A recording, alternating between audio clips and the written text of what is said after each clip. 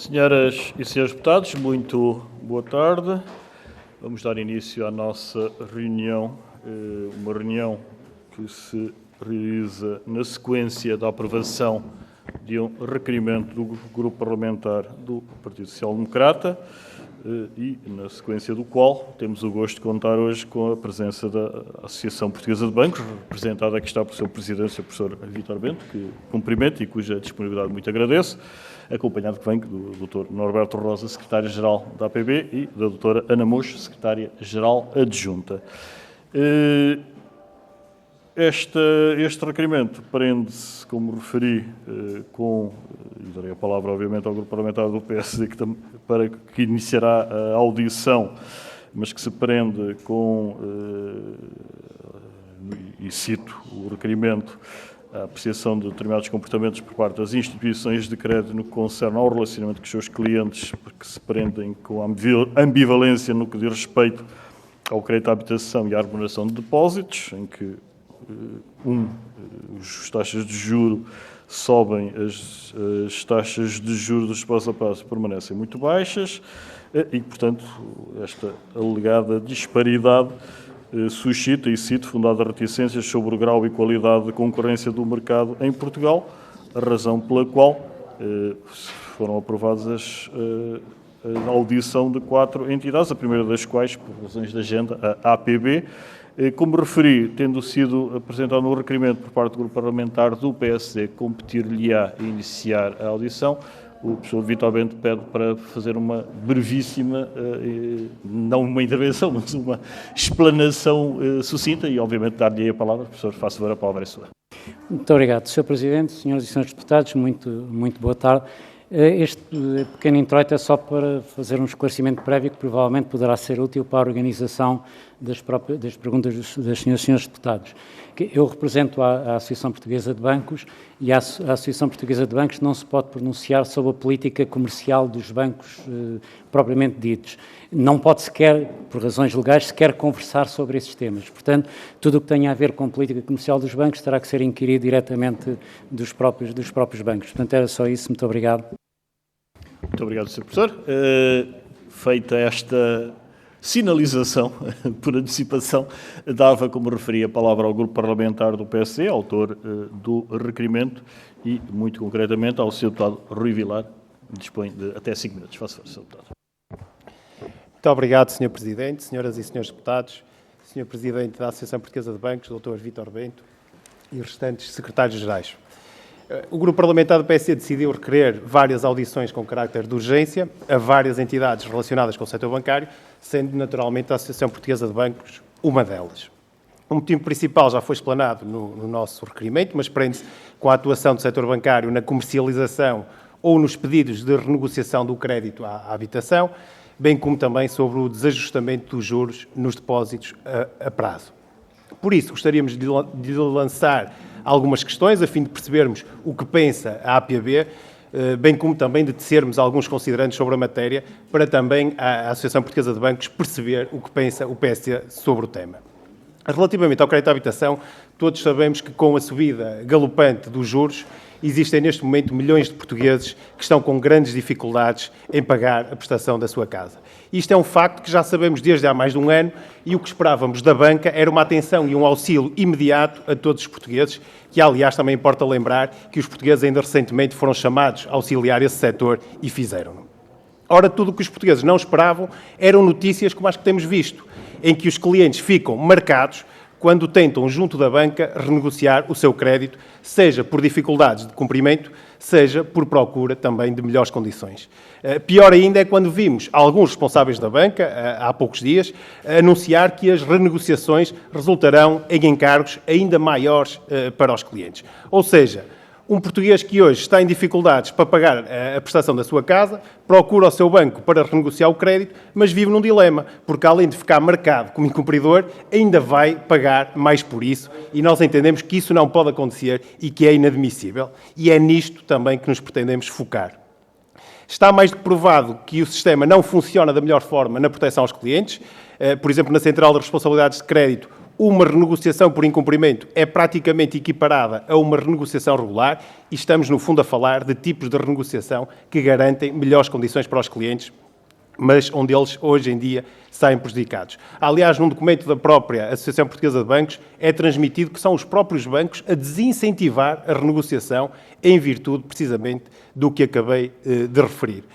E reparemos, até podemos ir mais longe ao dizer que isto vai contra a própria concorrência, pois a mensagem que passamos ao cliente é para nem sequer procurar melhores condições em determinado produto, sob pena de vir a ser prejudicado. Por isso, eu questiono o que pensa a Associação Portuguesa de Bancos sobre isto tudo, sobre a equiparação entre os incumprimentos, quer o regular, quer o por incumprimento, e saber o que é que pensa sobre o comportamento dos bancos até ao dia de hoje e se tem alguma perspectiva de futuro. Quanto à segunda parte da minha intervenção, esta prende-se com as taxas de juros nos depósitos, que, tal como no crédito à habitação, sentimos que também aqui os bancos demoram a reagir em defesa dos clientes. Isto depois de sabermos que os bancos portugueses tiveram um lucro recorde em 2022, com uma subida de cerca de 70%. Ora, num contexto de grave crise, de inflação galopante e de guerra na Europa, os bancos lucraram extraordinariamente, foram bastante felizes, ao contrário dos portugueses, que têm cada vez mais dificuldade em aceder a bens essenciais e a pagar a prestação da sua casa. Os bancos lucraram, em 2022, 7 milhões de euros por dia. Repito, 7 milhões de euros de lucro por dia em 2022. Mas, apesar destes lucros, o que vemos é os portugueses com cada vez mais dificuldades em pagar o seu crédito à habitação, mas também com péssimas condições para terem, por exemplo, as suas poupanças, bem como também vivem sobrecarregados de comissões bancárias que estão sempre a aumentar. Comissões essas, aliás, que muito contribuíram para esses lucros que acabei de referir. É certo que recentemente ficamos a saber que a taxa de juro média para novos depósitos aumentou de 0,35 para 0,56, mesmo assim continuamos na cauda da Europa e, por isso, gostaria de saber o que pensa a APB sobre isto. Porque o que parece que estamos a assistir aparenta ser um comportamento selvagem em prejuízo dos portugueses. Um comportamento selvagem da banca que apenas procura o lucro sem qualquer sentido de responsabilidade social. E com isto tudo acabo a dizer que o Parlamento, e no caso o PST, está preocupado em ouvir várias entidades, em arranjar soluções moderadas e em conjunto, e esperamos sinceramente que a banca não obrigue a Assembleia da República a ter um papel mais agressivo junto das entidades financeiras, em virtude de estas estarem a ter margens de lucro excessivas à custa das famílias portuguesas. Porque se for necessário sermos mais agressivos, os portugueses podem ter a certeza de que podem contar com o PST. Muito obrigado. Muito obrigado, Sr. Deputado Rui Vilar. Então, professor, faça favor, a palavra é sua. Muito obrigado. Sr. Deputado, isso foi uma torrente muito violenta e que eu tenho dificuldade em conseguir acompanhar toda a sua linha de raciocínio e, portanto, se eu falhar em alguma coisa, peço que depois me recorde, porque posso não ter tido condições para tomar nota de todos, digamos, esses elementos. Mas primeiro eu começava por lhe pedir se me podia identificar qual é o documento da APB que desincentiva os clientes de renegociar a banca. Se me consegue identificar o documento, porque eu não tenho presente o documento.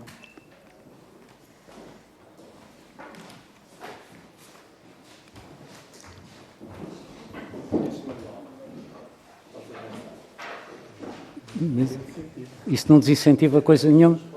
Não, isso, quer dizer, isso quando muito, isso é um manual de boas práticas. Não, mas desculpe, não desincentiva coisa nenhuma, até porque não poderia sequer fazê-lo, porque não faz parte das competências da APB, como disse, interferir em políticas comerciais. Quando muito aquilo... Não, disse que o documento é da APB.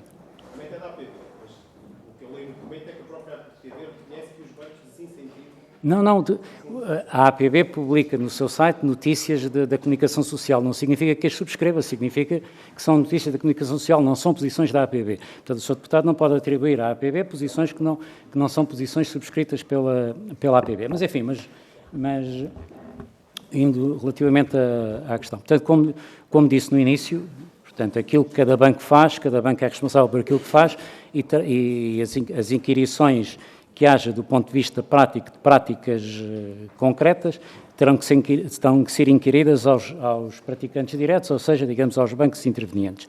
A ideia que eu tenho de tudo o que tenho acompanhado, de todas as trocas de informações que tenho tido, é que no que reporta à renegociação dos créditos para as pessoas que têm dificuldades e, obviamente, reconhecendo que a subida das taxas de juros coloca um problema difícil a muitas famílias. Não sei se serão os tais milhões que o Sr. Deputado identifica, mas serão seguramente muitas famílias e, portanto, por poucas que sejam, são sempre questões importantes, mas toda a informação que eu tenho é que os bancos apresentaram sempre a maior disponibilidade para colaborar com os seus clientes, facilitando-lhes a vida na medida do possível, na medida daquilo que seja possível. Obviamente que os bancos também não podem fazer milagres, portanto, os bancos estão sujeitos a uma série de regras do ponto de vista de regulação económica, do ponto de vista de supervisão bancária, que têm que respeitar e, obviamente, são entidades que têm que gerar resultados para poder sobreviver. Eu julgo que o Sr. Deputado prefere que os bancos sejam rentáveis do que os bancos tenham que ser auxiliados, seja por quem for. Julgo que será essa a situação que prefere. Portanto, os bancos têm as limitações naturais daquilo que podem fazer. Portanto, os bancos poderão ajudar os seus clientes na medida das suas possibilidades, terão toda a disponibilidade desse sentido, até porque é do seu interesse, que isto é uma matéria que eu acho que era importante que fosse percebida. É do interesse dos bancos que os seus clientes tenham as maiores possibilidades de cumprir as suas obrigações creditícias. É contra o interesse dos bancos que os seus clientes sejam incapazes de cumprir as suas dificuldades creditícias. Portanto, os bancos têm mostrado toda a sua disponibilidade. Relativamente a questões de marcações e não marcações, isso transcende a vontade dos bancos e são regras da supervisão, são regras da regulação. Se as regras da regulação obrigam a cada vez que há uma renegociação de um contrato, essa renegociação tem que ser comunicada à Central de Riscos de Crédito, essa comunicação tem que ser feita. E, portanto, isso não é uma questão de escolha, não é uma questão de opção, porque os bancos têm que cumprir as regras a que estão sujeitos, quer do ponto de vista de comunicação à Central de Riscos de Crédito, quer relativamente à marcação interna, de acordo com as regras de supervisão, desde que os créditos saiam de uma situação de normalidade em que se encontravam. Portanto, isto relativamente às questões do crédito à habitação. Relativamente à questão das taxas de juros dos depósitos, portanto, como disse, isso terá que perguntar a cada um dos bancos, por razões, quer dizer, o que é que fazem, o que é que não fazem e por que razão é que o fazem. Portanto, eu não estou a gerir nenhum banco e, como disse no início, a APB não pode interferir nem comentar nas políticas comerciais de cada um dos bancos. Agora, o que é preciso assegurar é que haja concorrência no mercado e tudo indica, não há nada que contrarie isso, que o mercado é um mercado concorrencial. Basta ver o número de instituições bancárias que existem. Estou a citar de cor, mas há entre 60 a 80 instituições bancárias de variedíssimas dimensões, para já não falar das caixas económicas, caixas de crédito agrícola mútuo, e para não falar dos bancos estrangeiros, que a partir do estrangeiro operam diretamente em Portugal. Portanto, isto há seguramente um movimento concorrencial muito grande e o facto de haver instituições de várias dimensões, e eu enfatizo essa parte, é importante porque, precisamente, se houver instituições de grande dimensão que possam ocasionalmente estar a aproveitar-se de condições de mercado que lhes sejam favoráveis, as instituições de menor dimensão têm todo o incentivo em quebrar essa possível vantagem para ganhar cota de mercado e, portanto, isso é um incentivo para aplicar em condições diferentes. Agora, sendo o sistema concorrencial, a concorrência elimina todos os excessos que possa haver pontualmente em qualquer situação do mercado em qualquer momento. Relativamente à rentabilidade dos bancos, eu julgava que isto devia ser um motivo de satisfação da sociedade, que os bancos sejam rentáveis e que os bancos consigam remunerar o seu capital. Primeiro, porque se forem rentáveis, isso significa que podem continuar a sua atividade. Segundo, que não imporão quaisquer custos às sociedades por causa disso. E terceiro, porque terão capacidade de captar capital para continuar a crescer e, continuando a crescer, continuar a apoiar a economia. Se o não puderem fazer, se não forem suficientemente rentáveis, não podem atrair capital e, não podendo atrair capital, não podem expandir a sua atividade para apoiar o desenvolvimento da economia. Portanto, eu julgo que devia ser um motivo de satisfação de toda a sociedade que isso acontecesse. E recordo também que, contrariamente a uma convicção que tem vindo a ser passada em termos da comunicação, não é verdade que os resultados que os bancos tiveram em 2022 fossem num cenário de gravidade social do resto da economia, porque aquilo que os dados económicos mostram, divulgados ainda há pouco tempo, é que o ano 2022 foi um ano que economicamente correu muito bem para todos os setores. O consumo privado das famílias aumentou como não aumentava desde 1990. E, portanto, isto não é propriamente um sinal de dificuldade. Em 2023 poderá ser outra coisa, mas em 2022 o PIB cresceu como não crescia desde 2021, o rendimento disponível das famílias estabilizou, não obstante a inflação, não obstante a perda de termos de troca que o país sofreu, o consumo das famílias aumentou 6 e tal por cento, à volta de 6%, coisa que não acontecia desde 1991. Isto não é um sinal de dificuldade, Sr. Deputado. Isto obviamente, não exclui que haja famílias em situação de dificuldade. Isso, obviamente, que isso acontecerá. Agora, a situação geral do país não foi essa situação que o Sr. Deputado descreveu não tem reflexo naquilo que é a realidade concreta avaliável pelos dados que são conhecidos. Por outro lado, mesmo essa rentabilidade não permitiu ainda, ou em alguns casos permitiu, mas não em todos, superar o custo do capital. Isto é, a remuneração do capital proprietário, só marginalmente, em alguns casos, é que atingiu aquilo que é o custo do capital proprietário na economia. Por fim, relativamente à questão das comissões bancárias, obviamente, eu não subscrevo enfim, acho até estranho essas alegações de comportamento selvagem da banca, que só procura o lucro. A banca, obviamente, como qualquer empresa, procura o lucro, porque isso faz parte da lógica de uma economia de mercado concorrencial, porque, como disse, só nessa base é que as economias podem progredir.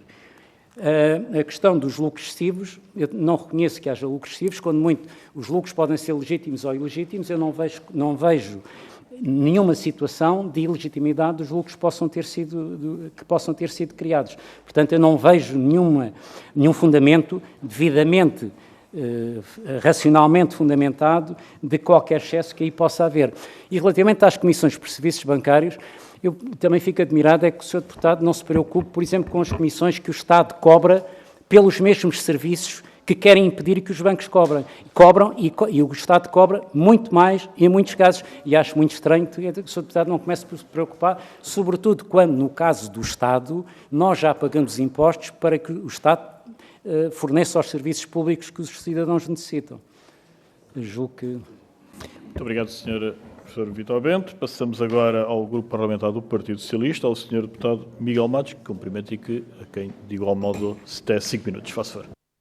Muito obrigado, Sr. Presidente, senhoras e senhores deputados, e cumprimentar o Sr. Presidente e toda a delegação da Associação Portuguesa de Bancos. E, de facto, a intervenção que acabámos de ouvir é aterradora pela sua insensibilidade social. Dizer que as pessoas não passam dificuldades quando os preços sobem como sobem e que a prestação da casa teve a subida. Não vale a pena citarmos aquilo que foi o crescimento do valor do consumo, quando sabemos aquele que foi os cortes que eles tiveram que fazer no consumo dos bens alimentares. E certamente poderá não haver dificuldades para os executivos e os seus chorudos salários, mas para o cidadão comum, a quem a todos nós cabe representar, há dificuldades que nos cabem fazer responder. 20 mil milhões de euros ao longo dos últimos 10 anos é aquilo que todos nós pagamos para apoiar a banca. E à boleia da subida dos juros, os 5 maiores bancos em Portugal aumentaram 70% dos lucros. São mais 1.000 milhões de euros. Mas isto tudo acontece ao mesmo tempo que reduziram em 635 o número de trabalhadores e fecharam 64 balcões, impedindo tantos e tantos consumidores de acederem aos serviços financeiros que procuram vender. E por isso estes lucros, independentemente de o Sr. Doutor classificá-los como excessivos ou não, são feitos à custa das pessoas, dos juros que elas estão a pagar na prestação da casa, das comissões excessivas que têm vindo a cobrar. E são, sobretudo, excessivas quando nós percebemos que Portugal é ainda o 4º país da União Europeia com as taxas de juros sobre os depósitos mais baixos. E isto significa que os bancos estão a cobrar cada vez mais, mas para as pessoas colocarem lá o dinheiro, estão a dar cada vez menos. E é por isso alguma surpresa para a Associação Portuguesa de Bancos, quando em janeiro de 2023, o último mês que temos dados disponíveis, tivemos a maior queda desde 1979 naquilo que é os depósitos dos particulares nos bancos em Portugal. 2,5 mil milhões de euros. Nós, segundo os dados do Banco de Portugal, tivemos em janeiro uma redução dos depósitos de 2,5 mil milhões de euros, a maior quebra desde 1979. Tivemos já sinais preocupantes da redução da atividade creditícia, com uma redução naquilo que é os créditos aos particulares de 100 milhões nos novos empréstimos no mês de janeiro. E temos também dificuldades do ponto de vista da renegociação. Apesar de termos já cerca de 8 mil famílias que pediram essa renegociação, muito poucas estão a conseguir fazê-las. O PAR e servidor ajuda, é certo, já são 400 milhões de euros renegociados, mas é menos de 1% daquilo que é a massa de créditos à habitação. E, infelizmente, eu acho muito positivo que a Associação Portuguesa de Bancos reconheça que há um interesse da parte dos bancos em terem os créditos renegociados, porque interessa muito mais não terem os créditos mal parados, não terem os imóveis do seu lado, sabendo nós as regras que existem a nível europeu para não terem os imóveis nos seus ativos, e também, diga-se de passagem, não terem as famílias na situação de emergência social em que isso as poderia colocar, mas os relatos são por demais evidentes de como os bancos não estão a conseguir renegociar os créditos porque estão a colocar medo nas pessoas. Estão a dizer às pessoas que os bancos não são a Santa Casa da Misericórdia. Mas, como o Sr. Doutor já disse, isto não é uma questão de misericórdia. É uma questão de bom senso económico, as pessoas poderem renegociar os seus créditos. E é uma obrigação de lei que os bancos têm a obrigação de cumprir.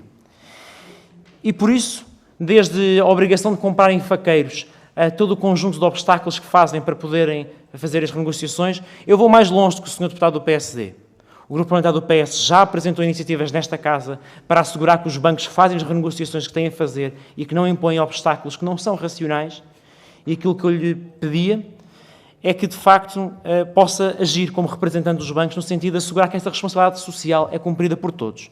Porque começou a sua intervenção a sacudir a água do capote, a dizer que não podia comentar a política comercial dos bancos, mas tendo a responsabilidade estatutária e certamente associativa de representar os bancos perante a opinião pública, o melhor conselho que podemos dar é que abram os olhos, que façam alguma coisa por as pessoas que estão a passar as dificuldades e que nos apoiem a nós, como legisladores, a encontrar a melhor maneira de podermos assegurar que as pessoas que precisam podem renegociar os seus créditos e que, de facto, naquilo que é o outro lado da moeda, que na remuneração dos depósitos, que há uma remuneração justa e que não há uma situação complicada do ponto de vista das pessoas retirarem os seus dinheiros dos depósitos porque encontram outras aplicações mais racionais.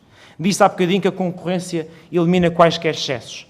Infelizmente, esta semana, tal como em 2008, vimos bem os resultados desse mantra da que a concorrência elimina quaisquer excessos e resulta nos mercados perfeitos. Não resulta, exige intervenção. E é por isso que muito bem cá estamos todos a chamar os bancos a este Parlamento para poderem responder perante a necessidade de melhor remunerarem os depósitos e de serem escorreitos e sérios com as pessoas quando elas precisam de renegociar os créditos. Muito obrigado. Muito obrigado, Sr. Deputado Miguel Matos. Então, a palavra ao Sr. Professor Vítor Bento para responder. Faça favor. Muito obrigado. Primeiro, eu tenho que mostrar o meu ressentimento pela acusação de sacudir água do capote. Em primeiro lugar, eu nunca fugi às minhas responsabilidades em lado nenhum e, portanto, eu não posso aceitar considerações dessa natureza. Aquilo que eu disse é aquilo a que a lei me obriga. A lei não me permite intervir naquilo que são as políticas comerciais dos bancos. Sou proibido pela lei, de modo que se a lei estiver errada, os seus deputados têm o poder legislativo, alterem a lei. Agora, portanto, eu não posso fazer isso e isso não é uma fuga às minhas responsabilidades. Portanto, eu assumo as responsabilidades por aquilo que tenho que assumir e, portanto, eu não posso aceitar considerações dessa natureza. Comentando a sua intervenção, eu não disse que os portugueses não passavam por dificuldades. Obviamente que os portugueses passam dificuldades, mas temos que ter a noção das proporções do que é grave, do que é menos grave, do que não é grave. Não é conciliável dizer, e isso é uma afirmação que o próprio Governo faz, mas não é preciso ser o Governo, é das estatísticas. Se o consumo privado, se o consumo das famílias aumentou 6%, não foram os ricos que aumentaram 6% o consumo das famílias. Teve que haver uma distribuição muito geral por todas as famílias desse aumento do consumo, porque não são os ricos almoçam e jantam uma vez por dia. Mesmo as autoestradas, mesmo que tenham muitos carros, só andam num carro de cada vez, de modo que isso, um crescimento do consumo daquela dimensão tem que ter uma expressão quantitativa muito significativa e, portanto, significa que a extensão das dificuldades não é aquela que se pretende fazer crer, não desvalorizando, obviamente, e esta é uma parte que é muito importante, que obviamente há muitas famílias que estão a passar por dificuldades, há famílias que viram o seu rendimento reduzido e há famílias que têm que fazer ajustamentos importantes no seu padrão de consumo e há famílias, relativamente às quais, aquelas que são endividadas para o crédito à habitação, e nomeadamente aquelas que se endividaram nos anos mais recentes, os últimos 3 ou 4 anos, obviamente que a subida rápida das taxas de juros, mesmo que as taxas de juros, do ponto de vista histórico, estejam num nível baixo, a subida rápida criou-lhes, obviamente, dificuldades, e isso é iniludível, não há ninguém que desvalorize a importância desse problema. E, por isso, os bancos, na medida do possível, e tanto quanto eu sei, têm feito todos os possíveis para colaborar na medida que lhes é possível para colaborar nisso. Porque os bancos não têm sensibilidade social, isto é, eu não queria ir para argumentos emotivos, eu gosto sempre de conter na racionalidade.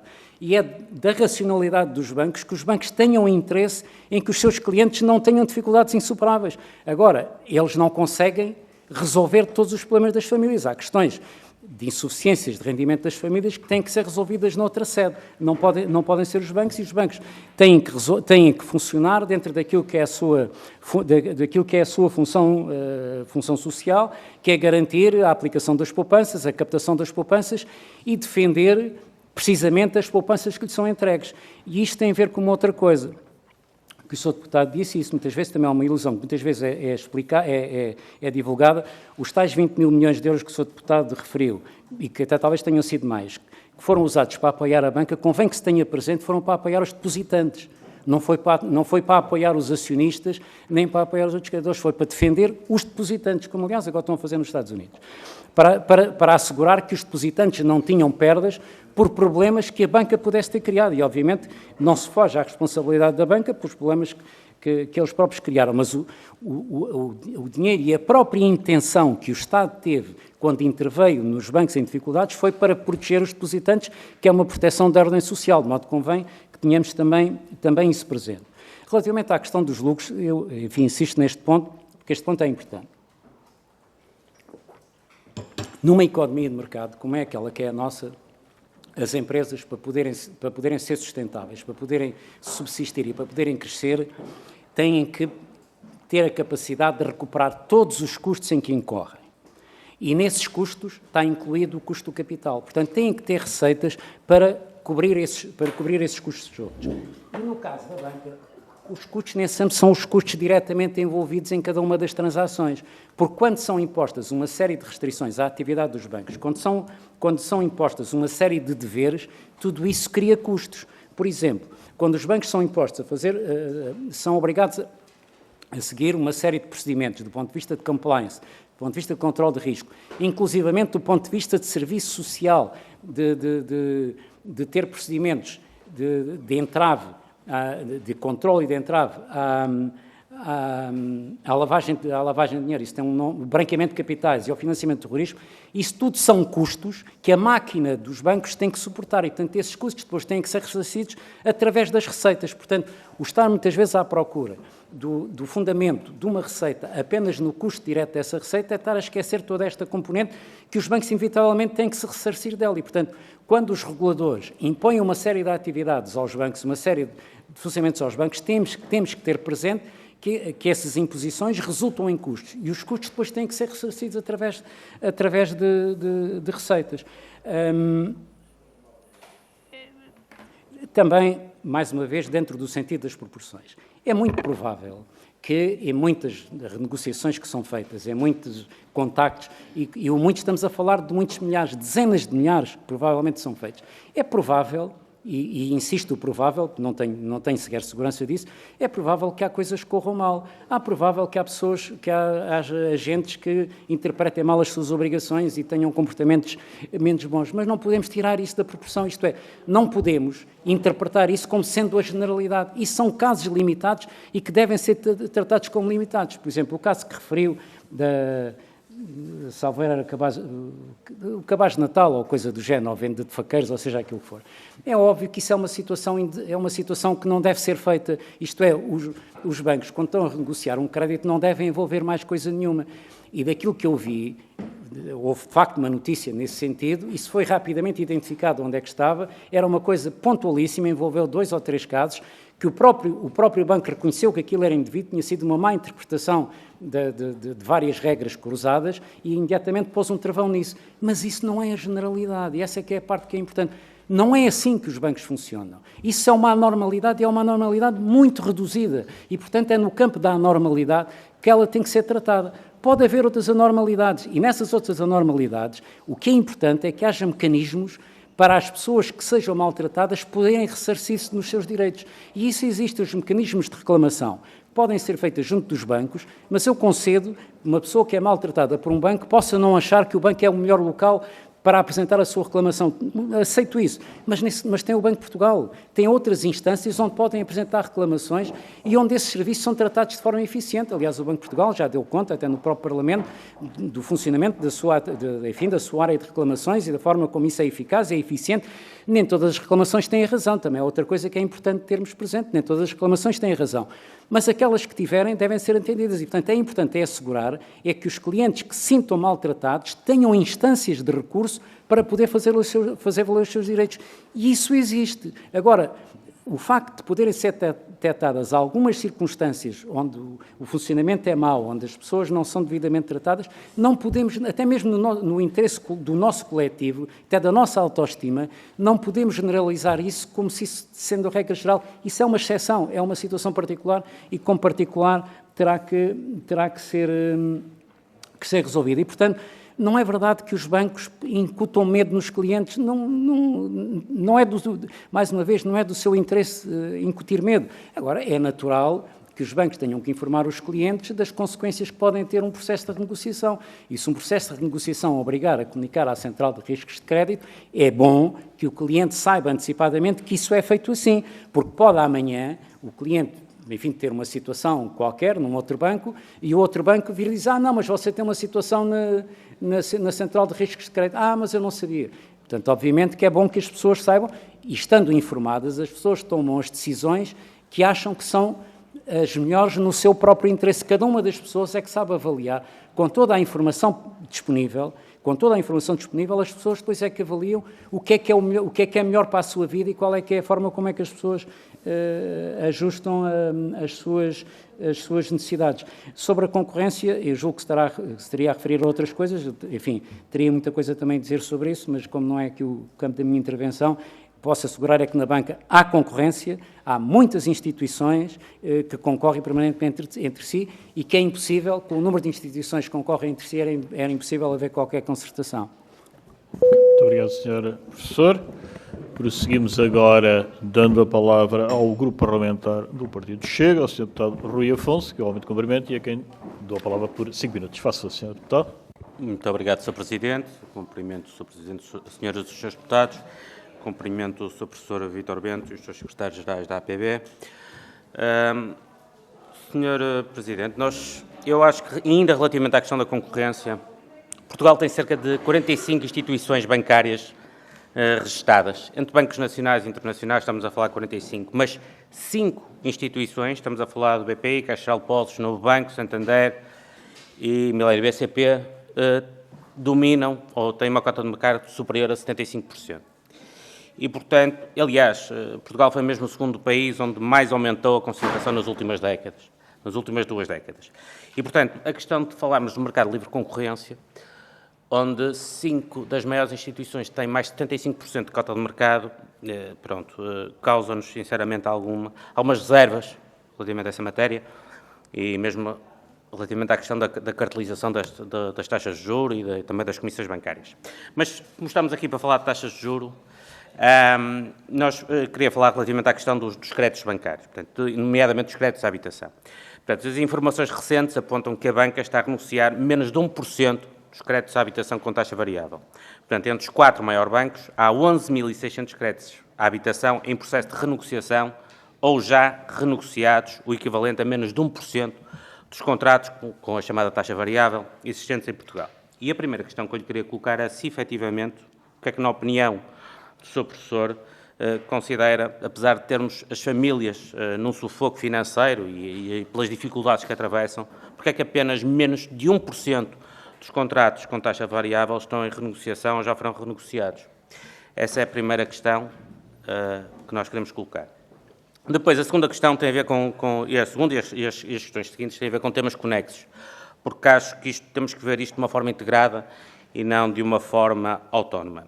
E eu quero falar aqui relativamente à bolha imobiliária. Um estudo recente, publicado em 2022 pela plataforma de divulgação financeira norte-americana, chamada Value of Stocks, alertava para a possibilidade de uma bolha imobiliária explodir em Portugal já este ano. A falta de literacia financeira, a chegada de estrangeiros, os efeitos das moratórias, entre outros, são alguns dos fatores referidos como potenciadores desta bolha. Neste sentido, gostaríamos de perguntar o seguinte: qual é que é a opinião do Sr. Professor relativamente a esta hipotética bolha imobiliária e a sua explosão? Depois, nós queremos falar sobre a questão das medidas do pacote Mais Habitação. Portanto, as medidas do Governo que pretende introduzir no âmbito do pacote Mais Habitação estão em consulta pública desde sexta-feira, 3 de março. Este pacote, com algumas medidas polémicas, que talvez não cheguem a ver a luz do dia, esperemos que não, algumas delas, envolve também o setor bancário. Nesta perspectiva, eu gostaria de lhe colocar as seguintes questões. Como é que a APB olha para este conjunto de propostas? Qual a vossa opinião sobre uma medida particular, que é a oferta obrigatória da taxa de juros no seu portfólio de crédito de habitação? E qual é, na perspectiva da APB, a melhor forma de enfrentar o problema da habitação e quais as razões para termos chegado a este ponto? E agora vamos falar da questão dos juros dos depósitos a prazo. O aumento dos juros nos depósitos registrado em janeiro foi mais elevado em 11 anos, portanto, contudo, esta subida de uma taxa de juro média dos novos depósitos a prazo dos clientes particulares, sensivelmente 0,35%, em dezembro passou para 0,56% em janeiro. Estamos a falar de taxas médias. Ainda deixa Portugal aquém da média da União Europeia, que estamos a falar em cerca de 1,64%, grosso modo. Portanto, a média de 0,56% está também distante dos mais de 2% pagos em países como França e Itália. Eu gostaria de ouvir a opinião do Sr. Professor relativamente a esta matéria, ou seja, qual é a explicação para esta diferença na remuneração dos depósitos a prazo de Portugal para outros países da União Europeia? Depois, nós queremos falar ainda relativamente à questão dos certificados de aforro. A taxa da remuneração dos certificados de aforro está indexada ao Euribor, eu sei que isto é uma questão mais tem a ver com o Estado Central, e com a subida desta taxa, quem tinha certificados de aforro passou, obviamente, a ganhar mais. A remuneração deste produto financeiro do Estado está indexada ao Euribor a 3 meses, acrescida de 1%, com um teto máximo de 3,5%. Mais prémios de permanência, por isso hoje rende mais que qualquer depósito a prazo. Eu gostaria de questionar o Sr. Professor realmente como é que encara, como é que as instituições bancárias estão a encarar esta situação dos certificados de aforro e como é que vem a fuga realmente dos depósitos para os certificados de aforro. Nos últimos anos também temos assistido a um aumento significativo dos chamados bancos digitais estrangeiros a operar em Portugal. Alguns começaram por ser fintechs, entretanto conseguiram passar a bancos e de forma muito simples e dinâmica consegue-se abrir uma conta sem grandes perdas de tempo e burocracia. E aquilo que eu questionava ao Sr. Presidente é se efetivamente não teme a banca portuguesa este tipo de concorrência e a respectiva fuga de capitais para esta plataforma. Depois eu gostaria de falar sobre a questão, agora deixaria para uma próxima vez. Muito obrigado. Muito obrigado, Sr. Deputado. Fica para a segunda parte. A palavra então ao Sr. Professor Vítor Bento, por favor. Muito obrigado, Sr. Deputado. Enfim, relativamente à parte inicial sobre o grau de concentração, digamos, 5 instituições que terem uma elevada cota de mercado conjunta, enfim, eu faço notar que temos ouvido da parte de várias autoridades a necessidade de consolidação do sistema bancário português. Portanto, o que será um indicador que, pelo menos, as autoridades não estão preocupadas com o grau de concentração, porque se acham que é necessária consolidação, é porque acham que, enfim, há espaço para mais. Mas, independentemente disso, obviamente, isto é um comentário lateral, mas que julgo que percebe porque é que é feito, mas relativamente à essência da questão, exatamente, havendo essas instituições dessa dimensão, e havendo cerca de 62 bancos de diferentes dimensões, os mais pequenos têm todo o incentivo em roubar a cota de mercado a esses e, portanto, o incentivo é concorrencial. Portanto, o sistema tem um forte incentivo concorrencial, nomeadamente para os bancos mais pequenos, aproveitando as oportunidades que se abram, e nomeadamente na questão dos depósitos, para ganhar a cota de mercado. Portanto, isso é um indicador muito importante de que, de facto, existe concorrência. E daí passo, digamos, à questão final sobre os bancos digitais, isso não tema concorrência.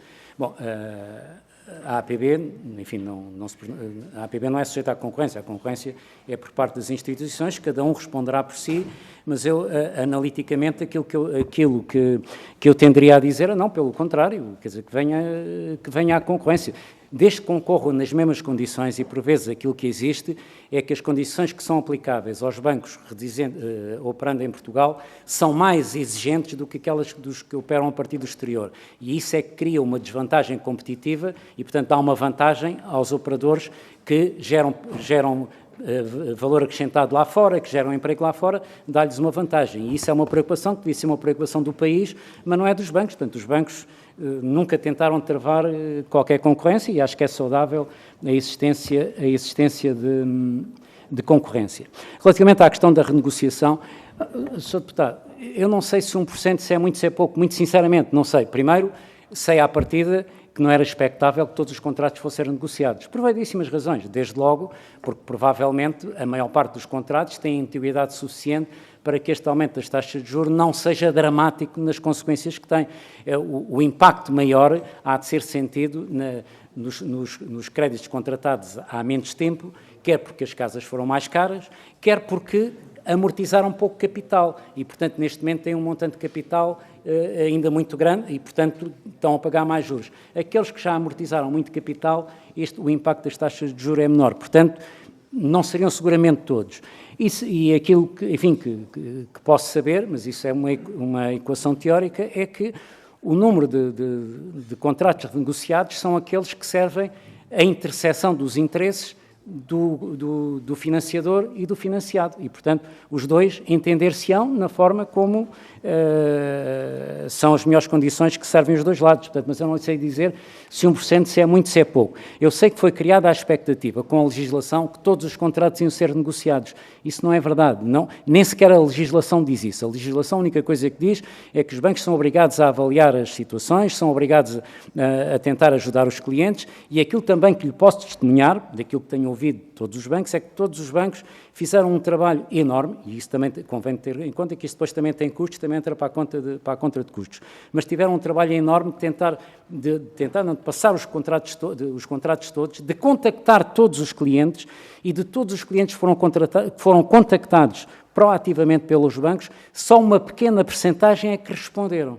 E o facto de responder não significa necessariamente que tivessem interesse, mas só uma pequenina percentagem, eu já não tenho ideia, 4 ou 5%, eu agora não me recordo, mas foi uma percentagem relativamente pequena, é que responderam aos bancos, à pró-iniciativa que os bancos tiveram de os contactar na sequência do decreto 80A de 2022. E, portanto, o interesse, a proatividade tem sido muito grande, mas obviamente que isso também depende do interesse dos bancos.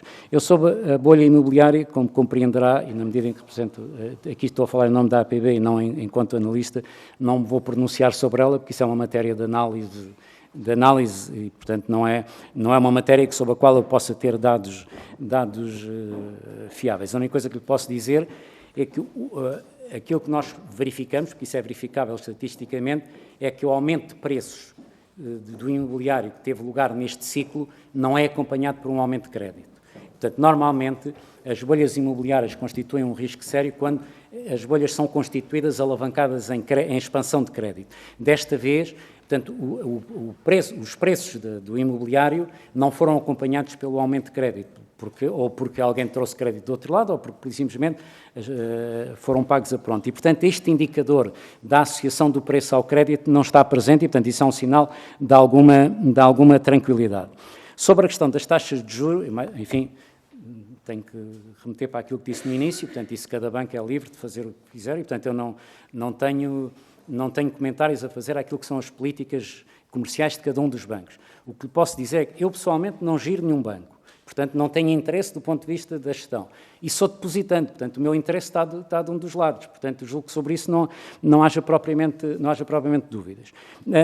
Portanto, quando muito, eu posso, do ponto de vista analítico, tentar encontrar razões que possam ser comuns a todos os concorrentes. E a razão comum que eu encontro em todo o sistema é o excesso de liquidez que existe no nosso mercado, o facto do rácio de transformação em Portugal atualmente ser muito baixo. Como sabem, antes da crise de 2011, o rácio de transformação era cerca de 160%, hoje está inferior a 80%, o que significa que, por cada euro de depósitos que os bancos têm, só emprestam 80 cêntimos, o que significa, portanto, que não têm que disputar com os seus concorrentes, não têm que disputar a aquisição de recursos. Isso será provavelmente uma razão que explicará porque é que é mais lento o ajustamento das taxas de juros. Mas isso estou meramente a especular analiticamente.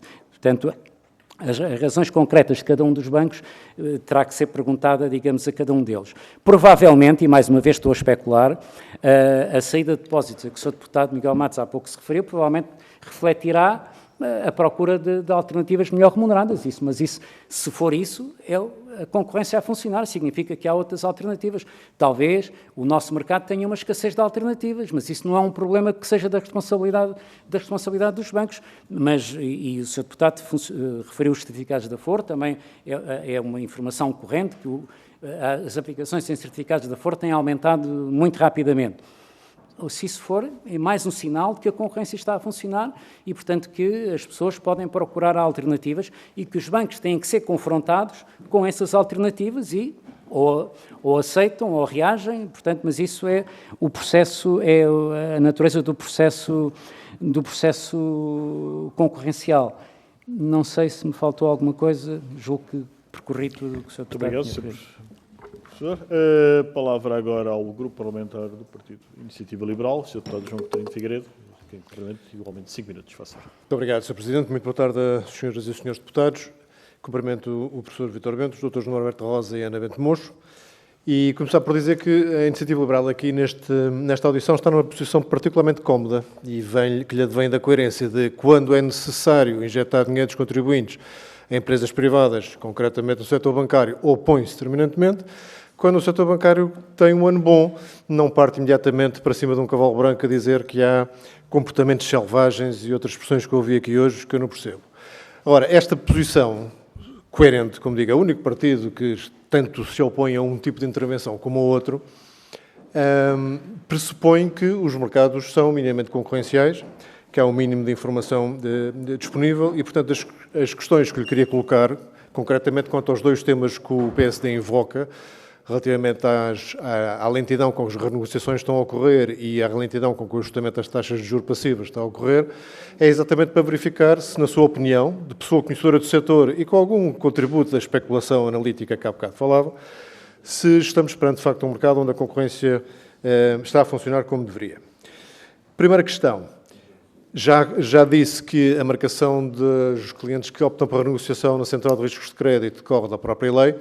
A pergunta que eu faço é que, se tendo estas renegociações, inclusive incentivadas por uma legislação emanada do Governo, se não faria sentido que na Central de Riscos de Crédito houvesse inscrições separadas para renegociações deste tipo, como agora estão a ser solicitadas, de outras que decorrem do incumprimento puro e duro por parte dos credores, e se não seria uma sugestão que a própria Associação Portuguesa de Bancos poderia fazer, ou suscitar aos seus associados que fizessem, na medida em que os impactos para os clientes depois dessa marcação na Central de Riscos de Crédito pode ser, de facto, gravoso no futuro.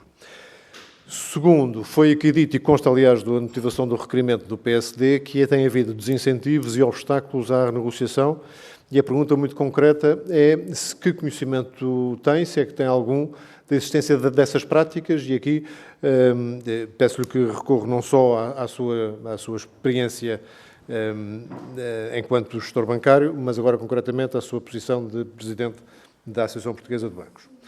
Na parte dos depósitos, há aqui uma perplexidade que ao consultar os dados do Banco de Portugal, me foi suscitada pelo facto das taxas de juros nos depósitos dos particulares terem subido mais lentamente e menos do que nos depósitos das empresas.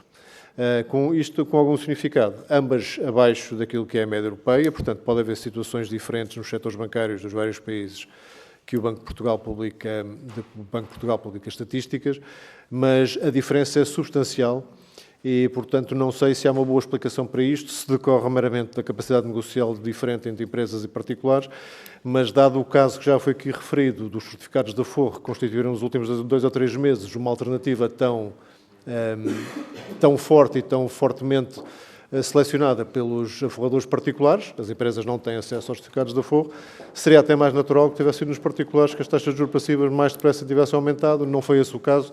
Gostava de saber se tem alguma explicação para isto. E também, relativamente ao que conhece da realidade do setor bancário europeu, se olhar para o conjunto de países que têm taxas de juros bastante mais elevadas que a portuguesa, se encontra alguma explicação, por exemplo, baseada na estrutura de funding destes bancos em países, os que estão aqui, na última informação do Banco de Portugal, com taxas de juros médias mais elevadas, são França, Itália, Eslováquia e Bélgica. A Eslováquia, imagino que seja um mercado suficientemente pequeno para não ter uma leitura direta, mas certamente França, Itália e Bélgica poderão tê-la. Gostava da sua opinião sobre essa matéria. E depois, porque tudo isto, como digo, depende da existência de um ambiente concorrencial saudável, a pergunta que se deve fazer, até cautelarmente, é o que é que quer a APB, enquanto representante do setor, quer as entidades reguladoras e supervisoras, nomeadamente Banco de Portugal e a Autoridade da Concorrência, podem fazer mais para que não tenhamos aqui, de 6 em 6 meses, audiências a perguntar coisas que provavelmente os reguladores deviam ser os primeiros a detectar e nem precisarem de audições parlamentares, provavelmente eram detectadas e resolvidas antes de chegarem aqui. Portanto, o que é que pode ser feito mais para que, do ponto de vista das práticas comerciais, que podem depois ser interpretadas como obstáculos ou impedimentos, quer do ponto de vista da existência de real e sã concorrência, os supervisores e reguladores podem fazer mais que ainda não tenham feito. Muito obrigado. Muito obrigado, Sr. Deputado João Coutinho de Figueiredo. A palavra, então, ao Sr. Professor Vítor Bento para responder. Faça isso. Sr. Deputado, muito obrigado também. O que é que eu lhe posso dizer, enfim, sobre enfim, as várias coisas que referiu? Relativamente, enfim, julgo que estas duas coisas se ligarão.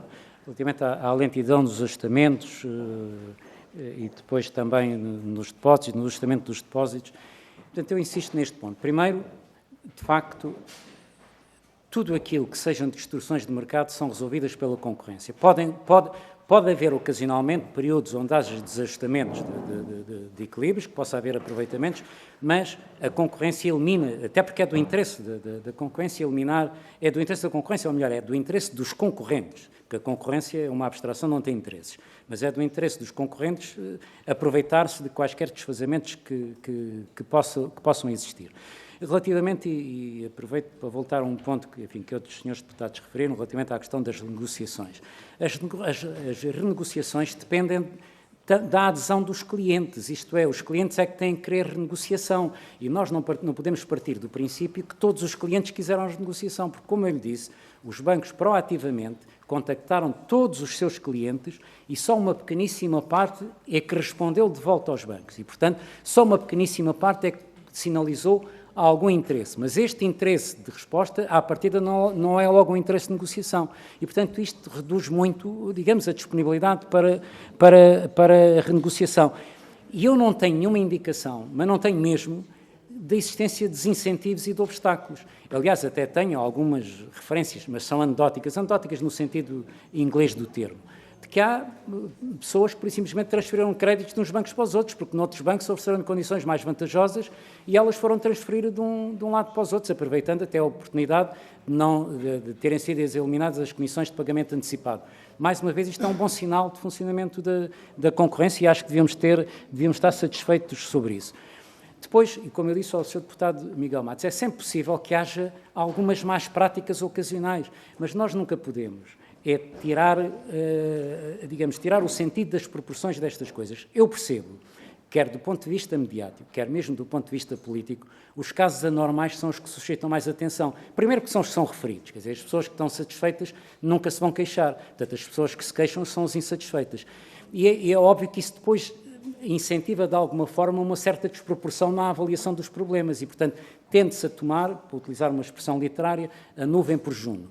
E portanto, extrapola-se de alguns casos singulares ou de pequena dimensão como sendo a generalidade, e isso não é o caso. E, portanto, todas as informações que eu tenho é que não há obstáculos, os bancos estão empenhados em facilitar essas negociações, mais uma vez, dentro das regras a que eles próprios estão sujeitos, e eu insisto em mais um ponto. Eu acho que é do interesse de toda a sociedade ter bancos saudáveis, ter bancos rentáveis, até para não acontecer o que aconteceu este fim de semana. Portanto, acho que é importante que tenhamos bancos saudáveis, tenhamos bancos rentáveis e, portanto, quando os bancos, pela primeira vez, conseguem apresentar um nível de rentabilidade consentâneo com o custo do capital, isto devia ser um motivo de satisfação do conjunto da sociedade, porque nos últimos 5 anos a média da rentabilidade da banca foi de cerca de 4%, na zona euro foi de cerca de 5%, quando o custo do capital, isto é estudado por várias fontes, é de 8% a 10%.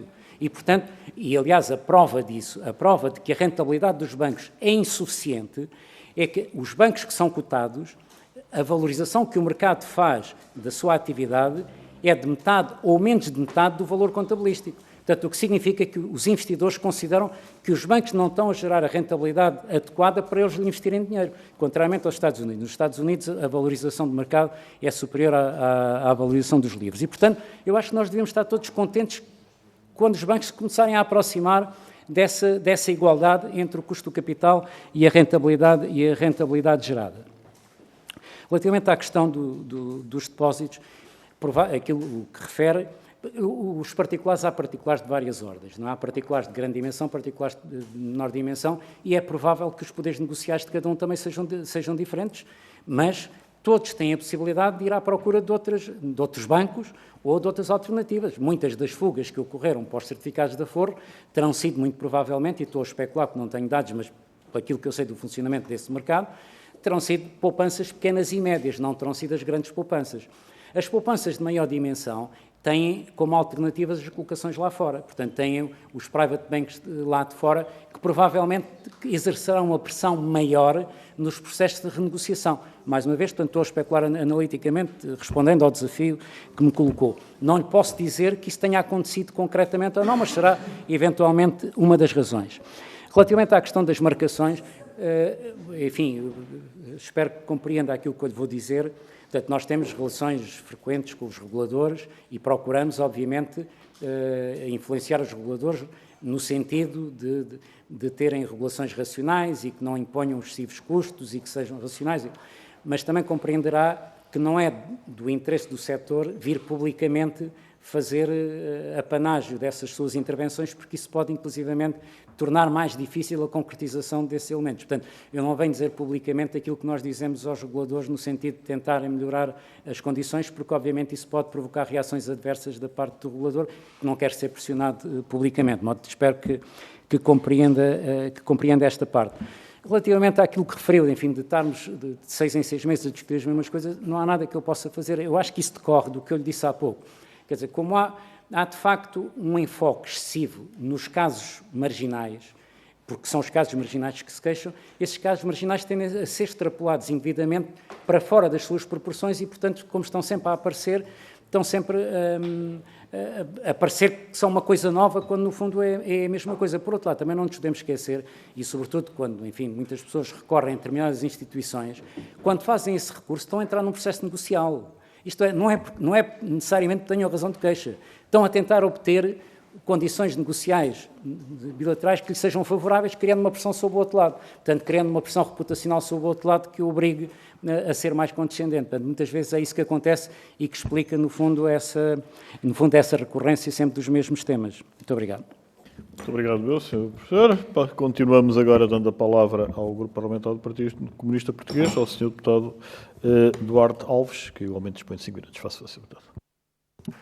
Muito obrigado, Sr. Presidente. Cumprimento também o Presidente da APB e os restantes representantes da APB.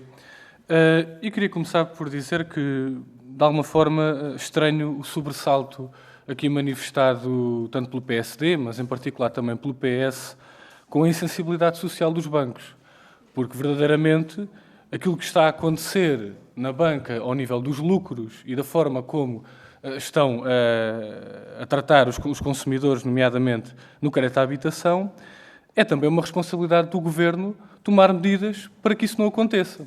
E aquilo que temos visto é que o Governo não tem assumido as medidas que poderiam evitar a formação destes lucros que têm sido feitos à custa dos portugueses. E, portanto, todos os sobressaltos que aqui se possam fazer caem por terra quando depois vemos que o Governo rejeita todas as medidas que poderiam ser assumidas, nomeadamente para reforçar o poder negocial dos consumidores, como aquelas que o PCP recentemente apresentou, e, sobretudo, também quando o Estado tem um banco público.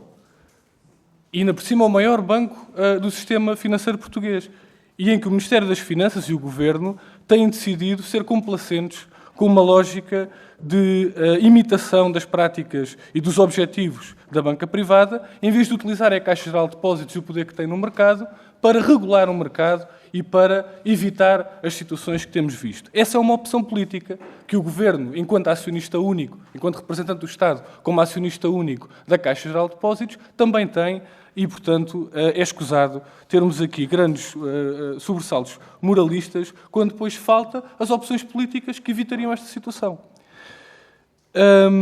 Depois, queria comentar aqui, em relação aos lucros da banca, o Sr. Dr. Vítor Bento referiu que estes lucros são feitos num contexto em que, no ano 2022, a economia cresceu. É verdade, cresceu depois de uma grande quebra, mas cresceu 6,7%.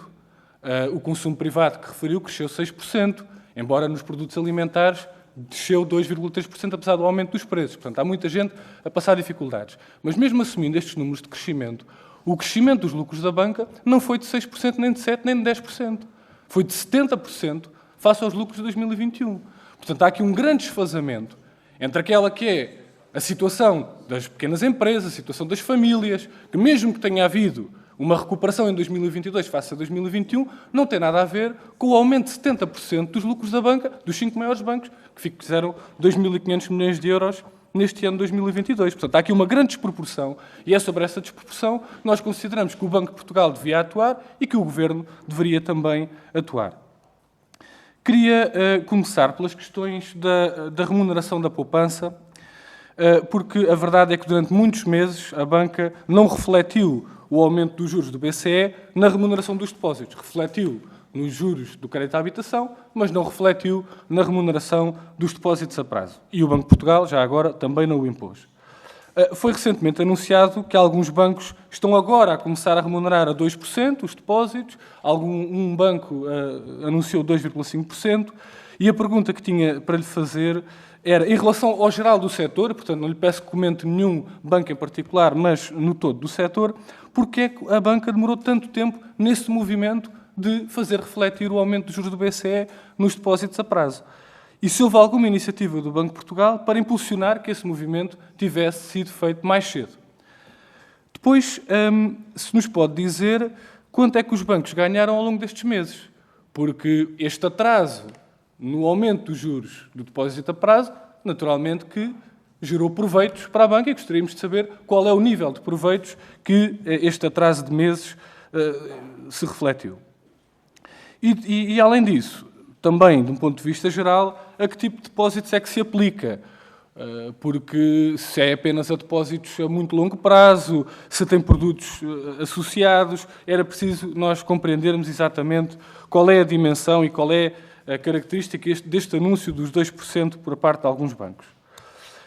Por outro lado, no crédito à habitação, aí vemos que foi imediatamente refletida o aumento dos juros do BCE.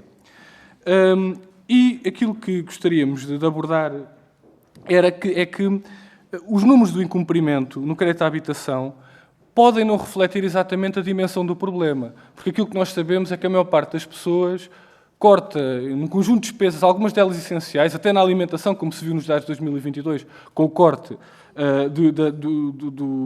da despesa com a alimentação, as pessoas vão cortando num conjunto de despesas para evitar ter algum tipo de incumprimento na prestação da casa, porque aquele é um objetivo que têm de nunca chegar em cumprimento.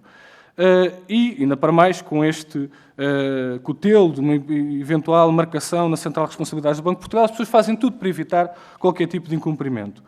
Mas gostaríamos de saber qual é o aumento da taxa de esforço média que se identifica nos últimos meses com os créditos à habitação.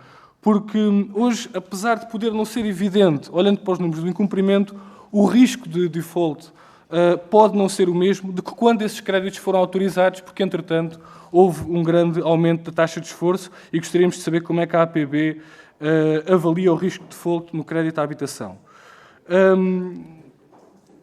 Tenho que terminar. Então, por fim, gostaria apenas de fazer uma última pergunta, que é qual a dimensão daquilo que há pouco o Sr. Presidente da APB referiu, da transferência de créditos de um banco para o outro, E se essa dimensão não demonstra cá, de facto, uma procura da necessidade de alterar as condições dos créditos e que as pessoas só não estão a renegociar de acordo com o decreto-lei do Governo, porque esse decreto-lei não deu qualquer tipo de reforço do poder negocial dos consumidores. Muito obrigado. Muito obrigado, Sr. Deputado Duarte Alves. A palavra, então, à Associação Portuguesa de Bancos, ao Sr. Presidente Vítor Bento. Muito obrigado, Sr. Deputado, também. Sr. Deputado, acredito, os bancos, em geral, não têm nenhuma insensibilidade social, pela simples razão que é do seu interesse serem agradados pela sociedade, é do interesse do seu desenvolvimento, da sua própria atividade, que a sociedade goste deles. Isto é para qualquer empresa, para poder usar os seus serviços, de modo que não há insensibilidade social, até porque, para já, a insensibilidade social, quando muito, é uma característica pessoal, não é institucional. Portanto, pode haver pessoas em todos os lados que possam ter insensibilidade social, mas do ponto de vista setorial não existe esse sentido. Agora, há, de facto, há limites da atuação que limitam aquilo que possa ser feito, porque tem a ver com a natureza das coisas. Depois, relativamente, enfim, à questão do banco público, e, enfim, não tenho nenhuma obrigação de defender o banco público em particular, mas enfim, não posso deixar de referir que o banco, apesar de ser público, está sujeito às regras de funcionamento de todos os bancos. Isto é, não pode ter comportamentos diferentes, está sujeito às mesmas regras de supervisão, está sujeito às mesmas regras de regulação da atividade e, portanto, não pode ter a atividade diferenciada. E este agora é um comentário que eu acrescento de responsabilidade minha pessoal. A experiência do passado, quando o banco foi utilizado para fazer políticas, não deu bom resultado e, portanto, eu não sei se isso seria uma coisa que a sociedade tivesse de estar interessada, porque os resultados do banco utilizado para fazer políticas não deu bom resultado. Sobre a questão, digamos, dos lucros terem aumentado 70%, eu não tenho o valor, se foi esse, se não foi esse, mas, Sr. Deputado, se uma coisa tiver o valor de 1 e passar para 2, aumenta 100%. Isso em si não, a taxa de crescimento nem sempre tem significado, depende da base.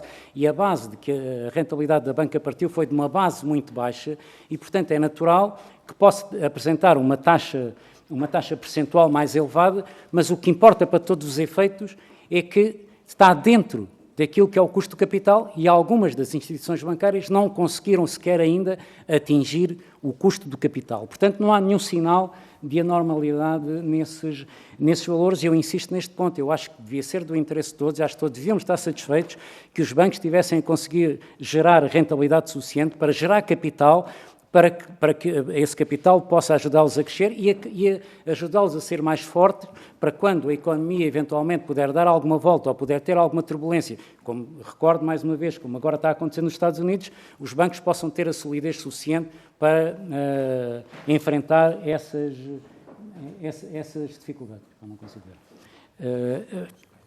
consigo ler.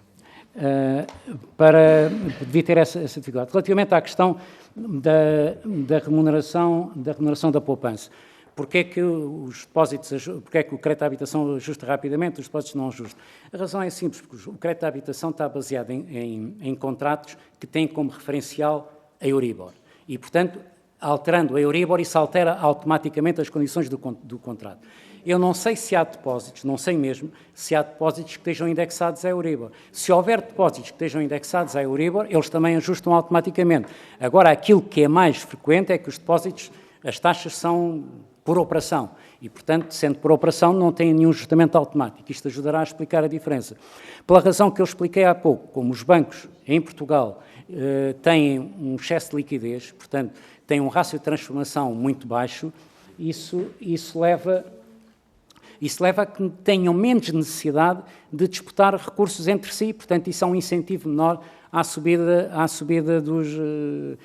da remuneração. Mas isto eu estou a dar-lhe uma análise teórica, isto é, se quiser saber porque é que os bancos concretamente não aumentam os juros, terá que perguntar a cada um deles, porque cada um deles é que saberá as razões porque é que o faz.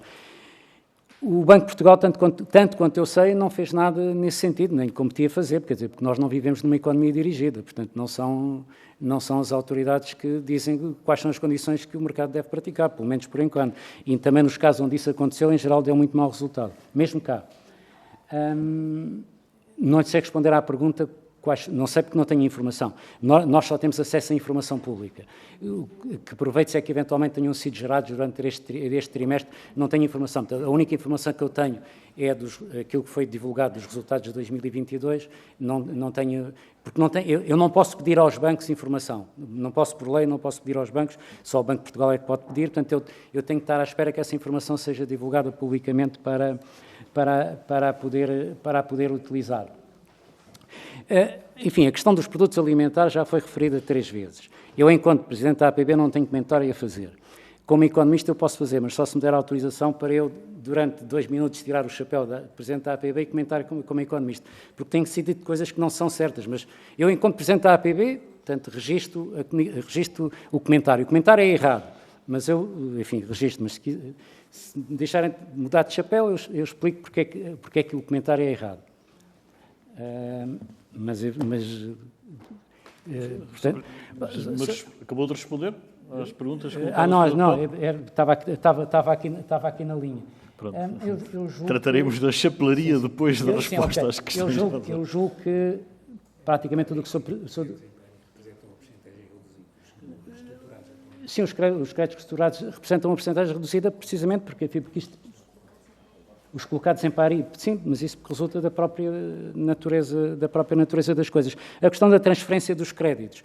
Eu também, portanto, como disse, a única informação que tenho é a evidência anedótica de casos pontuais que são referidos, inclusivamente, pela comunicação social. Eu não sei se estão a existir muitas transferências de crédito ou não tenho informação sobre isso, mas o que quero sinalizar é que isso é um sinal de que há concorrência e, portanto, há clientes que vão bater à porta de outros bancos, encontram melhores condições e transferem o seu crédito e, portanto, criando pressão sobre o banco que, eventualmente, os trate de condições menos satisfatórias. E eu acho que essa é que é a parte importante de assegurar essa. Muito obrigado, Sr. Professor. Penso que na segunda ronda, que há pouco esqueci-me de referir, portanto, diferentemente da primeira, na segunda ronda teria a amabilidade de anotar as questões na exata medida em que responderá apenas depois de colocadas todas as questões. Penso que essas considerações que entenda pertinentes, juntamente com as respostas às questões colocadas pelos senhores deputados, creio que será o momento apropriado. Para concluirmos a primeira ronda, a palavra ao Grupo Parlamentar do Bloco de Esquerda, à senhora deputada Mariana Mortágua, cumprimento. 5 minutos, Professor Vítor Bento e restantes representantes da APB, eu confesso que eu não sei o que é mais estranho. Se é a ingenuidade do PSD ao chamar os representantes da banca para se indignar relativamente às práticas da banca e esperar qualquer outra resposta que não seja esta, ou se é mais estranho a indignação do Partido Socialista com o mal viver da população, pedindo à APB que, por favor, faça tudo para que os bancos tenham as melhores práticas. Não sei, até porque ainda há uns meses ouvi aqui o Governo utilizar exatamente os mesmos argumentos que o professor Vítor Bento agora usou para dizer que não era preciso aprovar medidas que fossem mais musculadas relativamente à renegociação de créditos à habitação.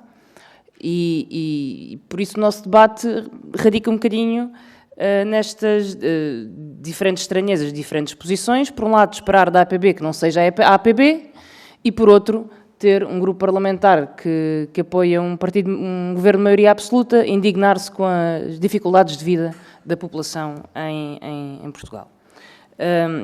Sr. Professor, eu não tenho grandes ilusões sobre as respostas que me vai dar.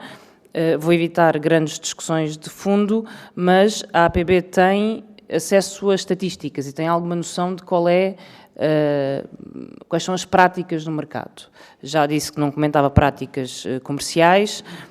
Gostaria de saber se tem alguns números sobre despejos por incumprimento de crédito de habitação ou números de incumprimento de crédito de habitação.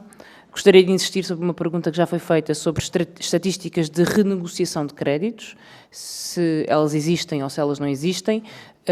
Pode não haver em percentagem dos créditos, pode haver em valor nominal e, portanto, se existe algum tipo de estatística sobre renegociação de créditos. E também uma pergunta que foi aqui feita e que não me parece que tenha merecido resposta, que tem a ver com a oferta de taxa fixa. Ou então, posso decidir eu que não estava na sala nesse momento.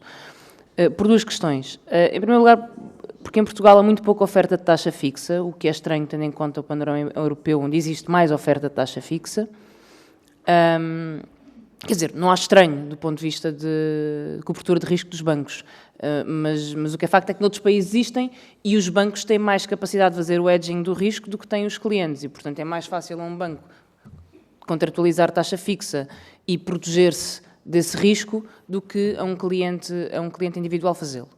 Ainda assim, há uma proposta, um projeto de proposta de lei que visa obrigar os bancos a oferecer taxa fixa. Não sei se a Associação Portuguesa de Bancos foi consultada relativamente a esse projeto ou se conhece esse projeto. A minha pergunta é como? Como é que se obriga um banco a oferecer taxa fixa se esse banco não quer oferecê-la e como é que, e se neste projeto que está em discussão há alguma medida que obrigue os bancos a oferecerem taxa fixa a um preço que seja razoável e não um preço que acabe por desviar os clientes da taxa fixa, ou se falamos de uma intenção sem qualquer capacidade de ser realizada. Deixo outras discussões intelectualmente estimulantes, mas que acho que têm pouco resultado do ponto de vista das práticas bancárias para outros fóruns. Muito obrigada. Muito obrigado, Sra. Deputada. Então, para concluirmos esta primeira ronda, a palavra ao Sr. Professor Vítor. Sim, senhor, muito obrigado. A propósito de uma observação que fez no início, que não foi provavelmente uma pergunta, mas que eu aproveito, que é a questão das melhores práticas. De facto, uma das coisas que a Associação de Bancos tem procurado fazer é identificar e estabelecer um conjunto de melhores práticas que recomenda que os bancos devam seguir. No entanto, para estarmos suficientemente salvaguardados, que inclusivamente essa recomendação não viola as leis da concorrência, nós temos que perguntar à Autoridade de Concorrência se podemos fazer isso ou não. Relativamente à aplicação do Decreto 80A do ano passado, nós fizemos há muitas semanas esse pedido à Autoridade de Concorrência e ainda estamos à espera da resposta de se podemos ou não divulgar esse conjunto de boas práticas para serem seguidas pelo sistema bancário. Relativamente às estatísticas de renegociação da dívida, as indicações que temos, mas eu não posso garantir que sejam números exatos, porque eu, como digo, eu só posso trabalhar com a informação pública, é que de acordo com aquilo que foram dados divulgados publicamente pelos bancos, terão sido renegociados cerca de 17 mil contratos. Portanto, é um número que eu lhe posso dizer relativamente a isso. Mas insisto também num ponto, digamos, para haver renegociação é preciso haver vontade dos dois lados. E é preciso haver vontade do outro lado, e repito aquilo que já disse há pouco, relativamente à resposta que houve do lado dos clientes à iniciativa de contacto por parte dos bancos, enfim, já disse, portanto não vou repetir. Relativamente à questão da oferta de taxa fixa o facto de haver pouca taxa fixa no nosso crédito à habitação, eu não tenho a certeza se é por falta de oferta, se é por falta de procura. Tenho uma opinião muito fortemente fundamentada, é que é por falta de procura. Porque... Não, mas por variíssimas razões, eu já elaboro sobre isso. É mais por falta de procura do que por falta de oferta, porque inclusivamente há muitos bancos que têm tido, no passado, ofertas de taxa fixa, inclusivamente com campanhas promocionais de taxa fixa e nunca foram utilizadas. E eu, de certa forma, eu posso perceber que, tendo em conta aquilo que foi o comportamento histórico das taxas de juros desde os anos 80 ou desde os anos 90, que a expectativa dos clientes é que as taxas nunca subam para níveis incomportáveis e, portanto, não querem perder a oportunidade de descida das taxas. E já agora, e isto é meramente analítico, portanto, uma partilha meramente analítica, eu há pouco tempo para 30 anos não dá para fazer essa comparação, mas fiz a comparação para 5 anos, utilizando como benchmark, como referência dos 5 anos, o benchmark das taxas de títulos da dívida pública europeia, nem sequer são a portuguesa, a dívida pública europeia, e depois tentando fazer a simulação, o que é que aconteceria mês a mês se as pessoas optassem pelos 5 anos ou se durante esses 5 anos aceitassem renovar ou anualmente ou semestralmente. E os períodos onde era vantajoso ter recorrido aos 5 anos fixos são uns 7% do universo de 30 ou 40 anos e, portanto, isto provavelmente explicará porque é que há pouca procura e porque é que os próprios clientes, eles próprios têm pouco interesse nessa procura. Neste momento, portanto, o facto dos bancos virem a ser obrigados ou não creio que isso traga grande diferença, porque os bancos já voluntariamente já oferecem. Agora, provavelmente as condições não são aquelas que as pessoas estão à espera, porque quando se começou a falar muito de taxa fixa e quando as pessoas começaram a pensar que devia haver taxa fixa, foi na expectativa de que fixavam a taxa com que tinham iniciado o contrato. E isso, como sabe, a senhora deputada sabe isso é impossível. E, portanto, na situação em que hoje estamos, não faço ideia se as pessoas continuam a fazer o juízo se ela é preferível ou não. Não faço genuinamente ideia. Portanto, eu não sei se essa obrigatoriedade, que aliás, se calhar terá pouco efeito, porque os bancos já oferecem taxa fixa, pode haver um ou outro que não ofereça, mas se não oferecer, mais uma vez, é a concorrência. Se há um que não oferece e há outro que oferece, e se o cliente quer taxa fixa, vai bater à porta do que oferece. Quer dizer, o que é importante é que haja alternativa, que as pessoas tenham alternativa. As pessoas não têm que ficar amarradas a nenhum banco em particular. As pessoas têm que poder escolher e têm que ter a liberdade de escolha e têm que ter acesso à informação. Obviamente a informação é muito importante, ter acesso à informação para poderem fazer a sua escolha devidamente informada. Julgo que respondi. Muito obrigado, Sr. Professor. Vamos então dar início à segunda ronda, em que, como referi, diferentemente da primeira, teria a amabilidade de anotar as questões na exata medida em que se responderá apenas depois de todos os grupos parlamentares formais as questões. E vou dar a palavra novamente ao grupo parlamentar do PSD, o Sr. Deputado Rui Vilar. 3 minutos, faça favor. Muito obrigado, Sr. Presidente. Sr. Presidente da APB, relativamente às comissões que falou em resposta, como se nós tivéssemos dito que queríamos acabar com as comissões, nós jamais dissemos uma coisa dessas. Aliás, ainda recentemente estiveram em debate e em votação várias propostas no plenário, e o PSD inclusive votou a favor de algumas do Partido Socialista, do Bloco de Esquerda, que nunca poriam em causa acabar de vez com as comissões bancárias. Até porque percebemos que elas foram um instrumento importante quando as taxas de juros estavam baixas para a rentabilidade dos bancos. Agora, o que não percebemos, e por isso é que não temos pejo em usar algumas palavras, porque também sentimos que é isso que os portugueses sentem lá fora, e estamos aqui como representantes do povo e cabe-nos a nós fiscalizar, escrutinar e sermos também a voz dos portugueses. É não percebermos como é que com os lucros a disparar, Portugal continua na cauda da Europa na questão das taxas de juros dos depósitos. E com os lucros a disparar, agora os bancos não aliviam, por exemplo, no caso das comissões bancárias. É só isso que nós não percebemos e, por isso, leva-nos a dizer que nos parece, e que parece certamente a muitos portugueses, um comportamento selvagem da banca na procura do lucro, pelo lucro, sem qualquer responsabilidade social. O Sr. Presidente da APB também escudou-se muitas vezes na concorrência e que ela existe e que é saudável, mas nós não nos esquecemos que ainda recentemente veio a público uma notícia em que Bruxelas acusa os bancos portugueses de violarem as regras da concorrência, nomeadamente com os spreads aplicados nos empréstimos à habitação, só por um exemplo. E as palavras de Bruxelas foram apelidar de cartel da banca a esses bancos que estavam envolvidos nisso. Por isso, nós não temos qualquer problema com as palavras e usaremos sempre que entendemos necessário e em representação dos portugueses. Quanto à questão do site da Associação Portuguesa de Bancos, eu depreendo e passo a ler, abrir aspas, uma renegociação regular não pode deixar de ser vista com prudência, e até está a negrito no próprio site, pelos demais bancos, podendo o cliente vir a ter maior dificuldade na renegociação de um crédito ou na contratação de um novo junto de uma outra instituição. Se isto não é um desincentivo, cabe à leitura de cada um. Eu leio dessa forma, os portugueses também lerão da forma que entenderem, mas fica aqui registado que, afinal, a Associação Portuguesa de Bancos não lê isto como um desincentivo à renegociação dos créditos, porque a marcação, apesar do Governador do Banco de Portugal, aqui até no Parlamento, disse que os clientes não são atirados para nenhuma lista negra, que não são marcados, e disse-o nesta casa, mas hoje em dia nós sabemos, ao dia de hoje, que há vários clientes que nos fazem chegar, que são marcados, seja numa renegociação regular ou por incumprimento, são marcados e não conseguem aceder a outros créditos ou outros produtos financeiros. Muito obrigado. Muito obrigado, Sr. Deputado Rui Vilar. A palavra agora ao Grupo Parlamentar do Partido Socialista, que dividirá os 3 minutos que tem. Sr. Deputado Carlos Brás, primeiro, faça favor. Muito obrigado, Sr. Presidente. Cumprimento os senhores representantes da APB, senhoras e senhores deputados. Eu queria fazer um breve comentário e depois deixar uma questão muito sucinta.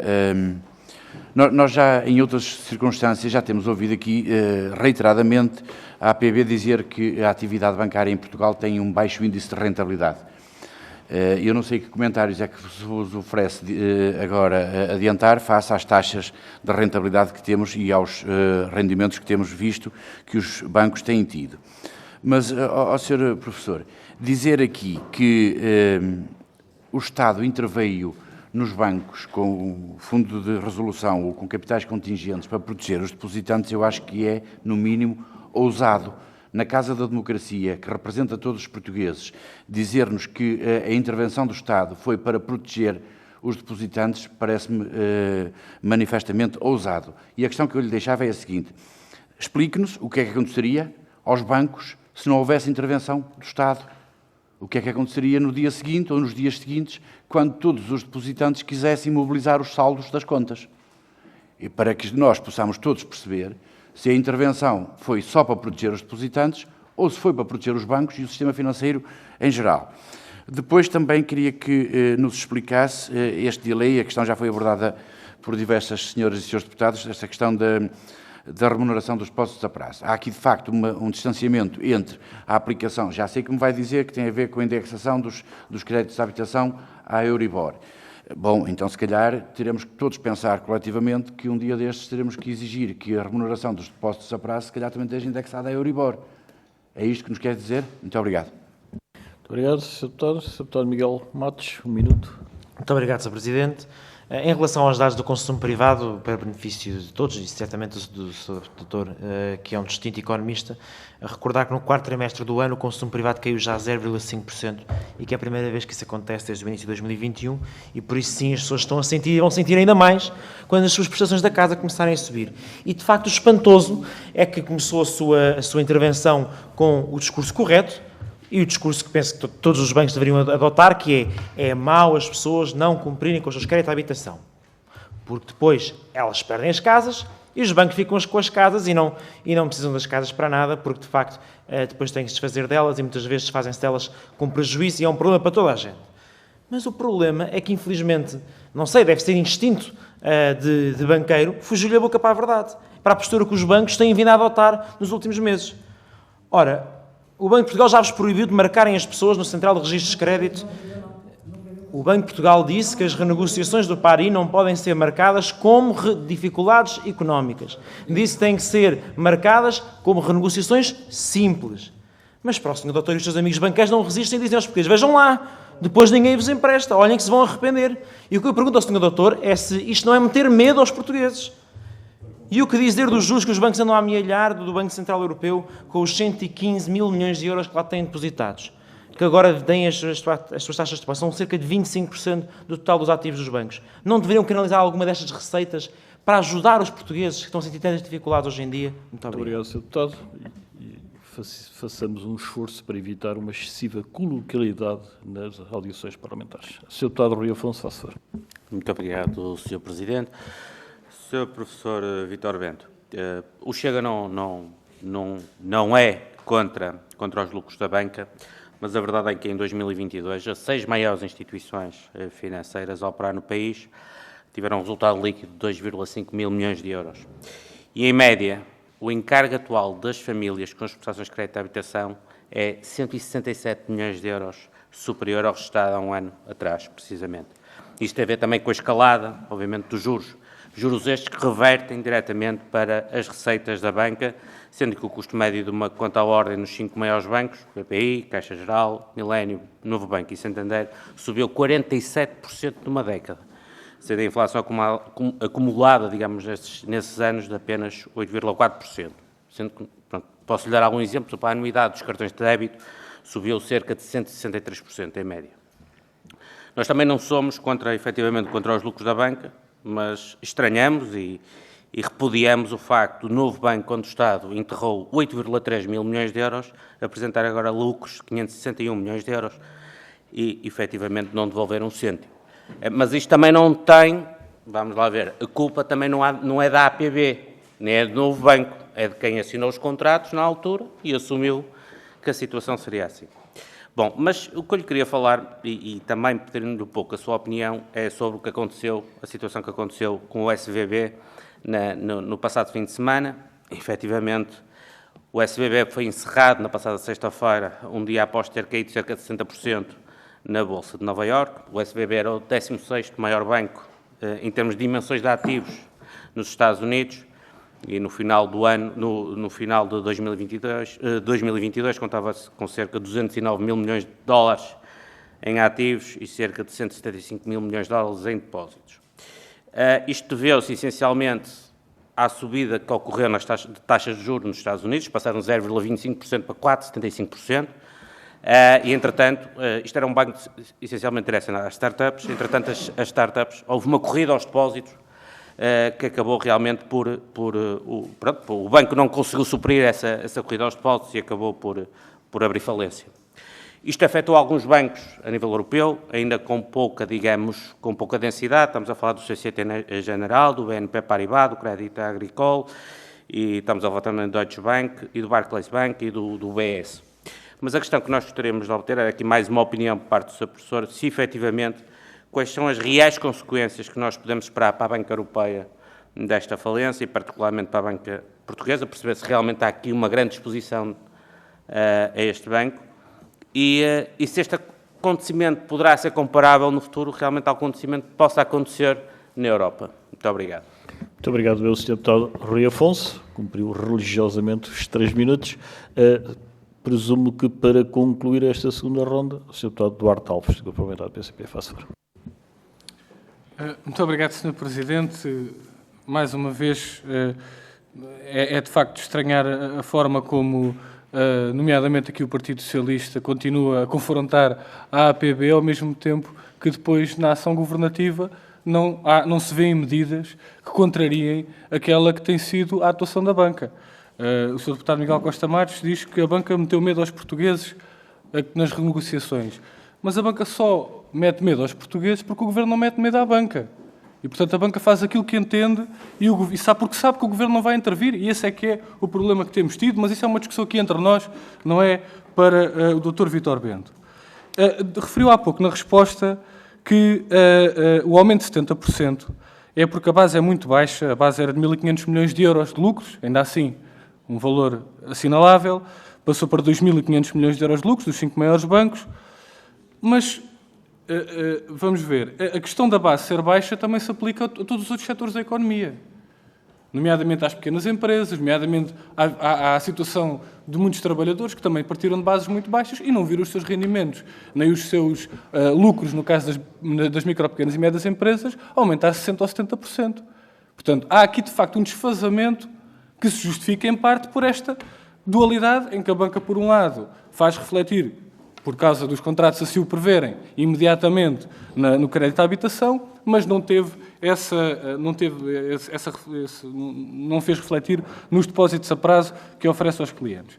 Queria também questioná-lo acerca da situação nos Estados Unidos da América, da falência do Silicon Valley Bank e de mais outras 2 instituições. De facto, há consequências. As consequências do aumento dos juros fizeram-se sentir primeiro nas populações, mas, de alguma maneira, também se fazem sentir nas instituições financeiras, porque o aumento dos juros fez desvalorizar as obrigações de longo prazo e isso é uma das situações que levou ao que se passou nos Estados Unidos da América. Sabemos que a situação da banca é muito diferente da portuguesa, é muito diferente da situação dos Estados Unidos, nomeadamente em relação a estes bancos, no que diz respeito à exposição a criptoativos e a ativos digitais, que na banca portuguesa é muito menor, e ainda bem, porque esse foi um dos fatores de risco que levou aos problemas nestes bancos. No entanto, relativamente à exposição à dívida pública, ela não é pequena na banca portuguesa. Eu, se não me engano, e pode-me corrigir à vontade, a dívida pública nos bancos portugueses andará por volta de 1/3 do ativo dos bancos. E, portanto, o aumento dos juros do BCE e, portanto, dos juros da dívida pública, acaba por ter efeitos também nos ativos ponderados pelo risco e gostaríamos de saber qual é a avaliação da APB relativamente à exposição à dívida pública e se os juros da dívida pública, estando a aumentar, que impactos é que isso tem no balanço da banca e se podemos antever algum tipo de problemas, ainda que não na dimensão do que se passou nos Estados Unidos, mas se essa exposição à dívida pública perante este aumento dos juros pode ou não ter consequências no balanço da banca. Era importante também percebermos aqui a posição da APB. Muito obrigado. Muito obrigado, Sr. Deputado. Então, vou dar a palavra para responder às questões colocadas nesta ronda ao Sr. Professor Vítor Bento, agradecendo antecipadamente que, na medida do possível, se pudesse conter dentro de 12 minutos, que é o tempo correspondente ao somatório dos tempos gastos na formulação das questões. Sr. Professor, faça favor. Muito obrigado. Primeiro, deixe-me só fazer uma qualificação, particularmente dirigida ao Sr. Deputado Rui Vilar e ao Sr. Deputado Miguel Matos. O facto de eu, por vezes, reagir também emotivamente a algumas observações, por achar exageradas, não deve ser visto como qualquer desconsideração. Pelo contrário, eu tenho um apreço muito grande pelo papel que os seus deputados têm, é um papel insubstituível. Percebo também que, por força, enfim, daquilo que é a natureza do seu trabalho, por vezes também tenham que ser tenham de ter impulsos mais fortes e que tenham, digamos, uma pressão muito grande nesse sentido. Embora, obviamente, como diz o povo, quem não se sente não é filho de boa gente, e obviamente que há pontos que tocam aspectos que, enfim, que obrigam a reagir também de forma um pouco mais brusca, mas, portanto, gostava que ficasse claro que tenho a maior consideração pelo trabalho e respeito e compreendo muitas vezes as razões porque é que fazem determinadas observações, mesmo não estando de acordo com elas e achando até que algumas são deslocadas. Portanto, gostava de deixar esta parte esclarecida. Enfim, espero ter tomado nota de tudo. Relativamente às comissões, Sr. Deputado, há várias... Eu não lhe sei dizer, enfim, de comissão a comissão, como elas são ou não são. Eu tenho que olhar, digamos, para aquilo que permite comparar. E aquilo que eu consigo ver é que, por exemplo, quando nós comparamos o peso que as comissões têm no produto bancário em Portugal e na zona euro, o peso das comissões no produto bancário em Portugal é ligeiramente inferior à zona euro. E tem sido sistematicamente assim.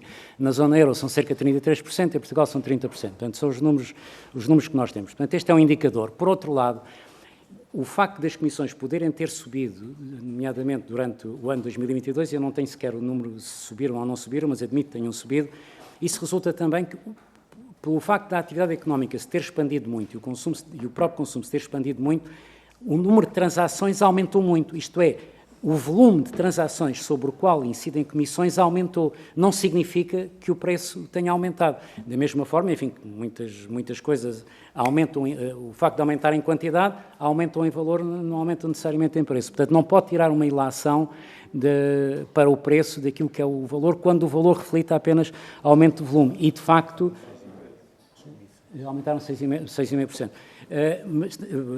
Se nós formos ver o aumento das transações, e, por exemplo, eu só tenho assim de cor os pagamentos que devem ter aumentado para aí 30%, é um indicador, apesar de tudo, que tem a ver com o consumo. Portanto, no fundo, é o valor, são o número de transações que impulsiona, no fundo, essa receita.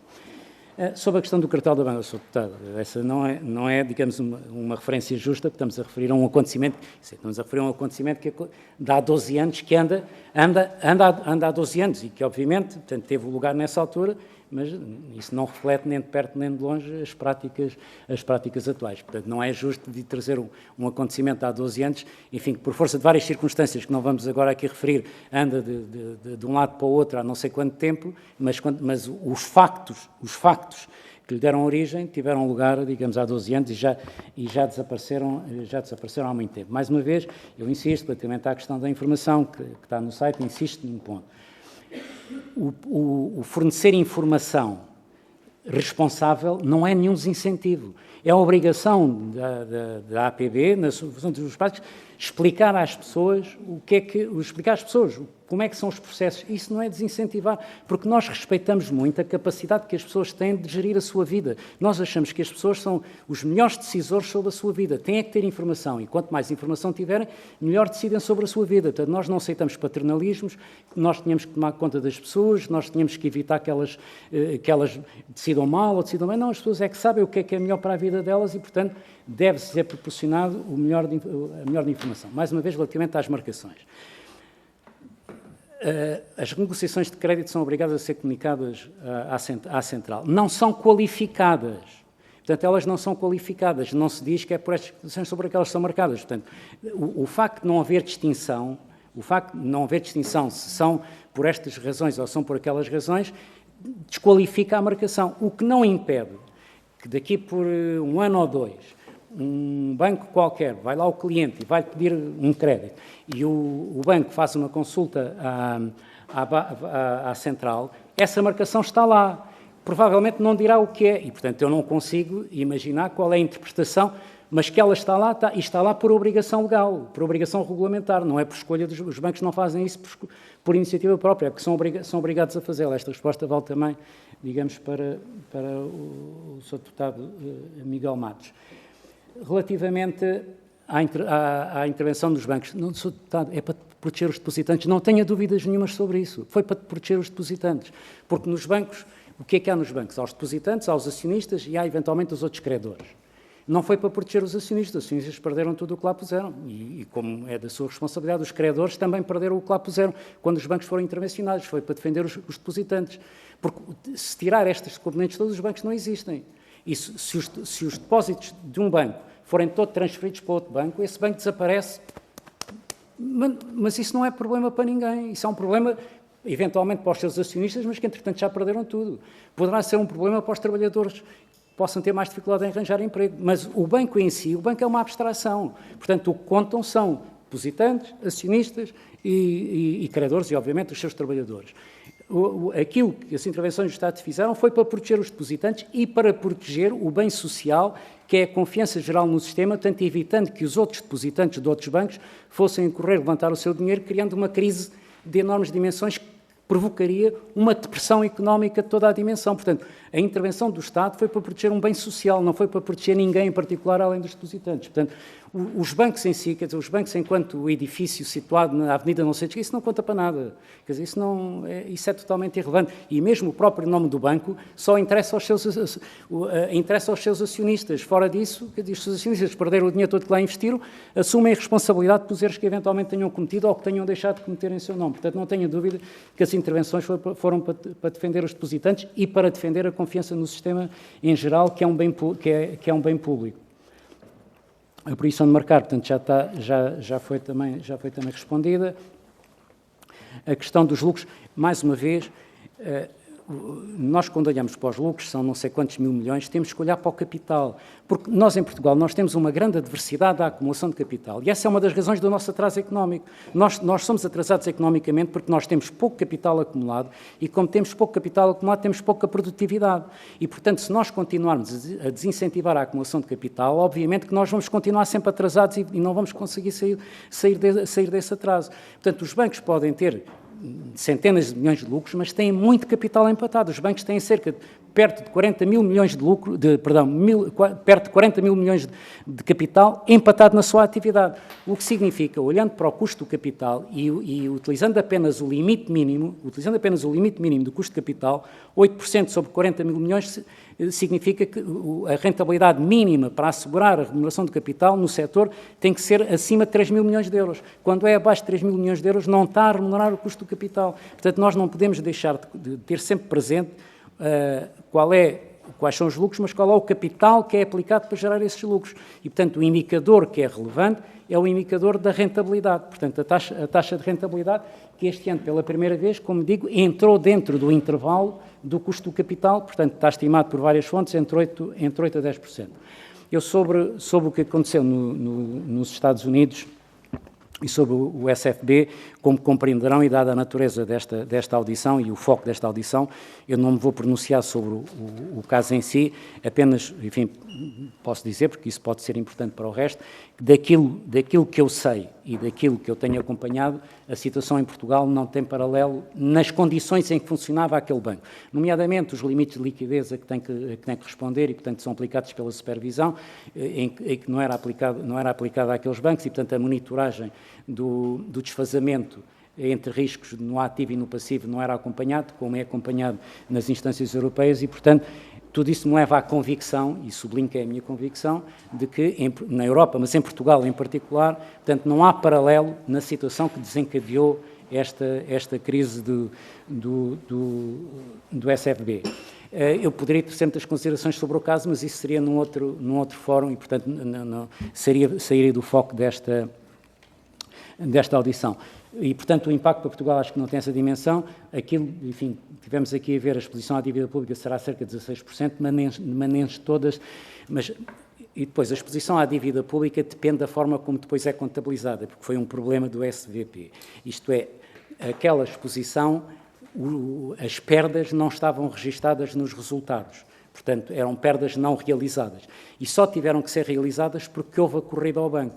Aquela corrida ao banco obrigou os bancos a terem que vender aquelas obrigações e a terem que realizar essas perdas. Aqui em Portugal, além da exposição ser muito menor, há várias categorias de investimento. Portanto, há aquele que está avaliado a justo valor e, portanto, está expresso. Portanto, as perdas são diretamente refletidas no resultado, e isso já se verificou nos anos passados, portanto, que vão a resultados. Há outras que vão ao capital, consomem a base de capital, e só uma parte, que eu não consigo dizer qual é a percentagem, só uma parte é que está a custo histórico, e essa não, as perdas não realizadas não estão devidamente refletidas. Mas, e esta aqui é a parte importante, depois o que importa é qual é a percentagem que isso tem no resto, sobretudo face às responsabilidades, que foi o problema que aconteceu lá, isto é, o facto de o banco ter que recorrer a esses ativos para satisfazer o levantamento dos depósitos é que provocou a debacle. Aliás, se o FED tem oferecido as condições que ofereceu na segunda-feira, se as tem oferecido na sexta-feira, isto é, dos bancos poderem descontar a custo nominal os títulos da dívida pública, provavelmente o banco não teria tido o desfecho que teve. Mas, enfim, isto já são outras matérias para outras considerações. Eu julgo que respondi a tudo e respeitei. Muito obrigado, Sr. Professor. Eu tenho duas inscrições para a última ronda, portanto, haverá duas perguntas. Pela mesma ordem, o Sr. Deputado Alexandre Simões dispõe de 2 minutos e depois o Sr. Deputado Miguel Matos e concluiremos esta audição. Sr. Deputado, faça dois. Muito obrigado, Sr. Presidente. Senhoras e senhores deputados, começar por cumprimentar o professor Vítor Bento, bem como o Dr. Norberto Rosa, a doutora Ana Mocho, muito obrigado pela sua presença, pela vossa presença. Relativamente a esta audição, dizer que justificava plenamente, nem que seja pelo facto de apenas depois desta diligência se constata que os grandes bancos, o ajustamento que fizeram nas taxas de juros dos depósitos a prazo aconteceu, portanto, muito recentemente e, portanto, ainda que tardia, reconheçamos que foi um bom sinal e um sinal de compreensão da parte da banca relativamente a problemas evidentes e patentes dos portugueses. E, portanto, relativamente a uma situação até de clara injustiça e, portanto, foi bom que aqui nos encontramos, nem que seja por esse ponto, pelo menos teve boas notícias nesse ponto para nos transmitir. Essa audiência também justifica, até para podermos compreender, enfim, percepcionarmos o pensamento do setor bancário, por vezes tão distante daquilo que é o comum dos portugueses, e mais uma vez ficou evidente, o distanciamento e a avaliação que se faz daquilo que é a realidade dos portugueses é um contraste face àquilo que foi o crescimento muito curto da economia e o crescimento ostensivo e clamoroso dos lucros da banca, mas a questão que eu queria colocar, e de forma muito sucinta, tem a ver apenas com a matéria relativa à renegociação do crédito à habitação, porque é um aspecto muito importante para nós e que será igualmente batido amanhã neste Parlamento e que tem a ver com uma discrepância que me parece evidente da parte que o Sr. Professor aqui enunciou e aquilo que o Banco de Portugal também evidenciou relativamente, portanto, a esta renegociação. Por um lado, diz que a inscrição, portanto, este pedido de alteração implicará um reporte de informação à Central de Responsabilidades de Crédito, com um custo evidente para o consumidor, mas, por outro lado, temos o Banco de Portugal a dizer que os bancos não podem ameaçar os clientes com este pedido. Portanto, em que é que ficamos? É aqui um desfazamento, iremos ouvir certamente o Banco de Portugal, mas para nós é muito importante, se necessário alterar a lei, altera-se, mas é aqui uma clarificação que era muito importante que ficasse aqui esclarecida. Muito obrigado. Muito obrigado, Sr. Deputado. Confirmo que o Sr. Governador estará cá no dia 4 de abril, precisamente já está agendada essa audição. Sr. Deputado Miguel Matos, para concluir, faça favor. Muito obrigado, Sr. Presidente. Eu sei que o Sr. Doutor e a Associação Portuguesa de Bancos não pode ir, aliás, pela notoriedade pública que tem e o reconhecimento público que tem, ir como cliente mistério às agências. A CMVM recentemente fez isso. Encontrou as mesmas falhas de informação pré-contratual que nos levaram ao desastre do BES e que permitiu que o Sr. Doutor pudesse presidir a uma instituição que se chamou de Novo Banco. E por isso, eu pergunto-me, vamos ver o que é que o Banco de Portugal encontrará ao fazer semelhantes análises de cliente-ministério sobre a venda de produtos financeiros na área da banca, mas o que eu lhe peço, enquanto representante dos bancos, é que possam fazer um exercício junto das vossas agências, no sentido de procurar adotar o mesmo discurso, um discurso coerente com aquele que o Sr. Doutor aqui adotou, de quão há um interesse racional do ponto de vista de fazer estas renegociações, e que acho que é importante que se possa também fazer um esforço nacional de dizer aos bancos que as marcações não têm lá de dizer por dificuldade económica, não é para daqui a uns meses ou uns anos os bancos virem a reinterpretar e a colocarem lá essa qualificação pela porta do cavalo. Porque, de facto, se há uma intenção da parte do regulador dizer que não há essa qualificação, será importante que todos, e o Sr. Doutor como líder dos bancos a nível nacional, que o possa fazer. Não foi possível responder na sua anterior resposta em relação aos juros dos depósitos, porque nós vemos os juros dos depósitos portugueses, é o quarto mais baixo de toda a União Europeia. É uma taxa média de 0,56%. Mas o que é que os bancos recebem quando depositam o seu dinheiro no BCE? 2,5%. Têm, neste momento, 115 mil milhões de euros no BCE. Financiar a 2,5% são 2,9 mil milhões de euros que recebem de remuneração destes depósitos.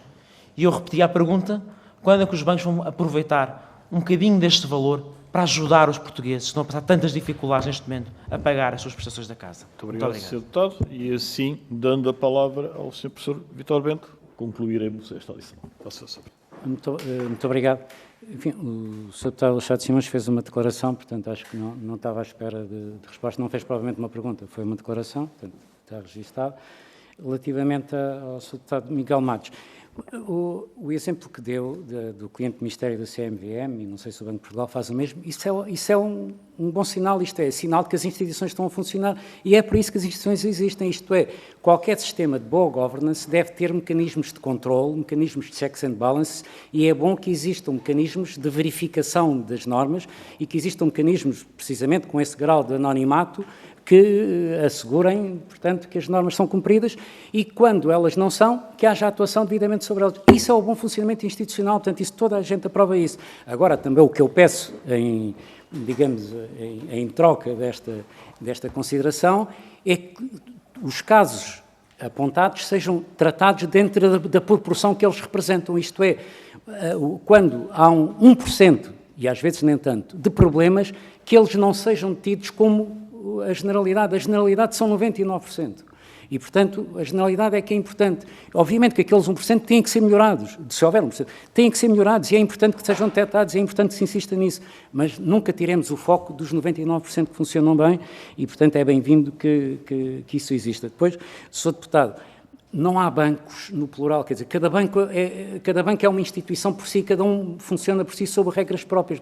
Nunca pode garantir que há um banco que funciona de uma maneira e outro funciona de outra, até porque isso é a essência da concorrência, é cada um ter comportamentos diferentes, desde que respeitem a lei, respeitem as normas, essa é a parte que tem que ser comum, mas depois tudo o resto, cada um funciona por si, portanto, não é... E também, enfim, por muito elogiosa que seja, eu não sou líder dos bancos, eu sou líder da associação que não tem qualquer poder sobre os bancos, portanto, representa os bancos, enfim, nestas interações, mas não tem qualquer poder hierárquico sobre os bancos. Sobre a questão dos juros, eu já tinha dito, quer dizer, a resposta que eu dei, no fundo, é repetir a mesma, portanto, obviamente cada um dos bancos é que sabe porque é que faz isto ou porque é que não faz. A única explicação que eu posso encontrar analiticamente para um comportamento sistemático é que há razões sistemáticas ou sistémicas. E essa razão sistemática ou sistémica é, de facto, o baixo nível de transformação que existe em Portugal, portanto, um excesso de liquidez que, obviamente, não cria incentivo para disputar esses recursos. E se os bancos, como qualquer empresa, funcionam de acordo com as regras do mercado, e eu confesso, se me permite uma à parte, eu como cidadão, não, como presidente da Associação de Bancos, isso é uma coisa que pertence a outro departamento, mas como cidadão fico preocupado com o tom tão desfavorável às regras de funcionamento de uma economia de mercado que eu encontrei aqui, porque isso confesso que me deixa preocupado enquanto cidadão, across the board, portanto, em todo o espectro político. Mas, enfim, limito-me a registrar, mas isto é um comentário como cidadão e não o Presidente da Associação de Bancos não tem que comentar essas coisas. Muito obrigado, Sr. Professor. O Sr. Deputado Alexandre Simões sinaliza que vai fazer uma interpelação à mesa sobre a condução dos trabalhos, uma vez que já tinha... Exatamente, Sr. Presidente, muito obrigado. Apenas para clarificar, portanto, eu tenho uma questão muito concreta. No fundo era... Então registe e recorde só, por favor, para comentar a discrepância entre aquilo que é o entendimento de Portugal no sentido de não permitir que os clientes, pelo facto de pedirem a reestruturação ou a renegociação do crédito, não poderem entrar numa lista negra, e aquilo que foi o comentário e o entendimento do Sr. Professor pelo facto de os bancos serem obrigados, nesse contexto, a registar, mesmo sendo uma renegociação regular, na Central de Responsabilidades de Crédito. E, segunda questão, para complementar, se entende que, caso acha este paradoxo de entendimento tão dispar, se justifica até uma clarificação, uma alteração legislativa neste particular. Muito obrigado. Então, feita esta recordatória de que afinal havia uma pergunta e não uma mera declaração... Okay. Sim, senhora, registro e peço desculpa se não anotei devidamente. Primeiro, ninguém falou em lista negra nenhuma. Eu não me ouviu... Aliás, se me permite... Pois, não, mas é que não existem listas negras, está a perceber? O ponto é esse, não existem listas negras e não há sequer contradição. Há as formas como se interpreta, ou cada um diz é que são diferentes, mas aquilo que os dois dizem é exatamente a mesma coisa. A renegociação de créditos tem que ser comunicada ao Banco de Portugal. Essa comunicação não é qualificada, portanto, não existem alíneas para dizer a renegociação é por isto, é por aquilo, é por aquilo outro. Portanto, é em abstrato, é em branco, mas fica a informação de que houve renegociação. E, portanto, isso está registado na Central de Registro de Crédito, está registado que houve essa renegociação. Como é que mais tarde isso vai ser interpretado, não faço ideia, isso é de quem utilizar, mas ninguém utilizou a palavra de lista negras, nós nunca dissemos que haveria listas negras, nós nunca dissemos coisa nenhuma, a única coisa que eu disse foi que os bancos são obrigados, pela regulação, a comunicar ao Banco de Portugal a existência de renegociações de crédito. Nestes casos particulares não há qualificação e o Banco de Portugal nunca disse que os bancos não eram obrigados a... Por incumprimento. Exatamente o que o Sr. Governador disse é que não havia nenhuma comunicação que a renegociação fosse feita por incumprimento, e obviamente não é, e não há nada que qualifique a comunicação. Muito obrigado, Sr. Professor Vítor Bento. Agradecer uma vez mais à Associação Portuguesa de Bancos a disponibilidade para vir à Comissão de Orçamento e Finanças prestar os esclarecimentos às senhoras e senhores deputados. Portanto, agradecer ao seu Presidente, o Professor Vítor Bento, e uma vez mais aos senhores doutores Norberto Rosa e Ana Mocho que o acompanharam. Às senhoras e senhores deputados também agradecer a participação nos trabalhos. Recordar que amanhã às 10 temos a nossa reunião e, portanto, está encerrada esta reunião. Todos muito obrigado.